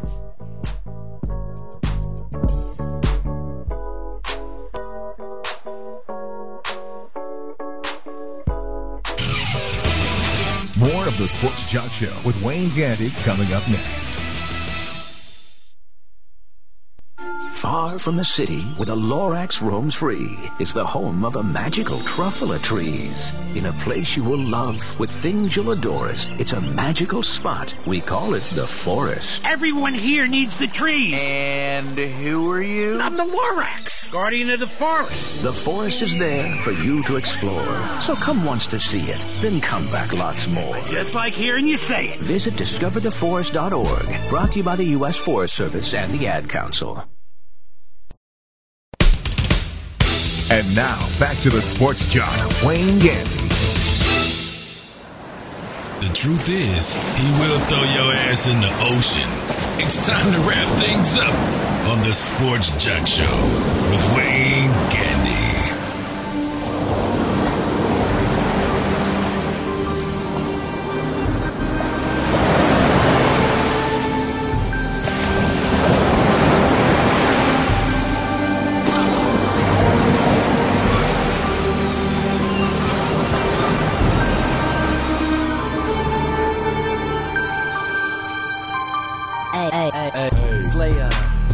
Welcome back to the Sports Jock Show. I'm the Sports Jock, Wayne Gandy, and as usual, when you hear the sounds of the ocean, it means that the Sports Jock Show is coming to its end. We like to thank former NFL player Harold Morrow for calling in. They got him a real pitch man in Harold. He was letting y'all know what our creed is. Unique flavor. It's got unique taste. Yeah, and I didn't know they had been around since 1800. I didn't know that's why they had named it that. But as I told you earlier, get you a bottle of that coconut 1800. Tell him that the Sports Jock sent you in so he can get a free bottle of that 1800. Aren't we just so cheesy on this show? I need to have a cup of that. That's endorsements. That's what we need. Just a cup. We'd like to congratulate Jennifer Capriati for being inducted into the Hall of Fame, 36 years old. Most of you may remember her for a teenager smoking weed. That was, you got in trouble for that 20 years ago. Now, that's just being 16, smoking weed. Or 32. Steve McNair Jr. Remember Steve McNair in the tragic act of the killing? The lady killed him, what was that, 2 years ago? Yeah. 3 years ago? Yeah, man. That was... His son will be going to Midwestern State down in Texas. He's been at a Pearl River Community College these last 2 years, so must have some talent. He got accepted to Midwestern State. He's been playing receiver and DB at the community college, so that's always great. Jason Kidd almost killed himself after he heard Raymond Felton sign with the Knicks. He got rid of Lynn, thought he was going to start. Now he drove off into a ditch. Jason Kidd, a 39-year-old, single-car accident, hit a telephone pole and ran off into the woods. Big Kenny. What else can we tell you, Big Kenny, that happened this week? I'm saying Jason Kidd, that's a rookie move. Yeah, isn't that like that's a rookie move, dude? You've been in the league. How many years has Jason Kidd been in the league? This will be like his 17th year coming up. And you come into a brand new team, and your first official act as a resident of that city is to wreck your car in a DUI. Punch yourself in the face. And for you Sixers fans, I always like to keep up with this guy, Kwame Brown. Who? Kwame Brown. Who? Like Mike Jones. Keep saying it again. Kwame Brown is still staying in the league. The first overall pick of 2001 signed a 2-year deal with the 76ers over the weekend. The horse, I'll have another, sold for $10 million to a farm in Japan. He won the Kentucky Derby and the Preakness earlier this year. He missed the Belmont by he tore some tendons in his knee.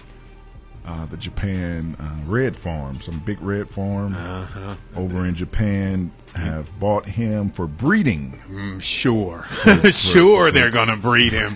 All that Kobe fed racehorse. They're gonna eat him. Yeah, he's expensive. He's been grain fed and free ranged, and he's gonna go for shanks are gonna be $5,000 per piece. That has to be something, huh? You can win a couple big races. He was in line for the Triple Crown, and then you sell him for $10 million. way to make your money back. You know, that's a way to make your money back. You think they're going to grind him up, make some burgers? I'm saying, and Michael Vick wasted his time fighting pit bulls. Got a straight win in the horse racing, dude. Real quickly, though, you know the guy that crashed the White House party what was that, like a year or so ago? Him and his wife. Salahi. You know, he's suing the guitarist for Journey, for Neil Scone, for stealing his wife. Right. Right. Did you know that? I mean, America is just funny, man. You can find it anything now because your pimp game ain't strong. You're suing a man for stealing your wife is probably the reason. I mean, you're being that type of man is probably why she's cheating on you anyway. You know what I'm saying? Right. If you the type of dude that'll go sue somebody for stealing your lady, you the type of dude that deserves to have your lady. And stolen. when you snuck her in the party, that probably was the sign because she was like, "Dang, you ain't got no pool. We got to sneak in." I mean, but if you're going to sneak in somewhere and you can pull off sneaking in the White House, that's a little bit of game. She just looking for the bigger, better deal. He caught a fame freak. I mean, she just wants to be famous and she'll go with whoever she thinks can get her there fast. There are no words. But after 3 hours, we've reached the ocean, and when you hear the sounds, that means the sports jock gets to vent. This week is very easy. There's a famous name that roams the world, one of the most popular names in music, and it's Elvis. But this Elvis had the audacity to get in a road rage predicament, and him and his friend decided to pull up their shirts, get out their car, and go to the next car that they're arguing with and show that they have pistols. You are an NFL player. You make millions of dollars, and you get out of your car with a gun tucked in your pants in a road rage incident. Mr. Elvis Dumervil of the Denver Broncos. How silly are you? And the funny part is the number one witness against you is a salesperson at Victoria's Secrets. So you so Twitty, walk the plank. Come on, Elvis. Don't give up all that money because you want to what we used to call it, high side. High side. Just leave the building, Elvis. Leave the building. But we'd like to thank you for tuning in to the Sports Jock Show. We'll be back next Monday. Give me some of that Lil Zane, man. We ain't getting no Lil Zane. I promise to feel better next week, guys and ladies. From Miss Desire, the funny man, Big Kenny. Yes. From the Sports Jock himself. We're going to leave you with a Lil Zane. If you can't remember his number one track 30 years ago, here it is. We'll see you next Monday. Have a nice afternoon. Peace out. Peace. Come on, man. A little life of a celebrity. A made figure way bigger than the mother cat you let her see. I'm getting paid like I'm supposed to. My homies call me on my mobile, wanna hang, we still close to. I switch position with the whole cat. And now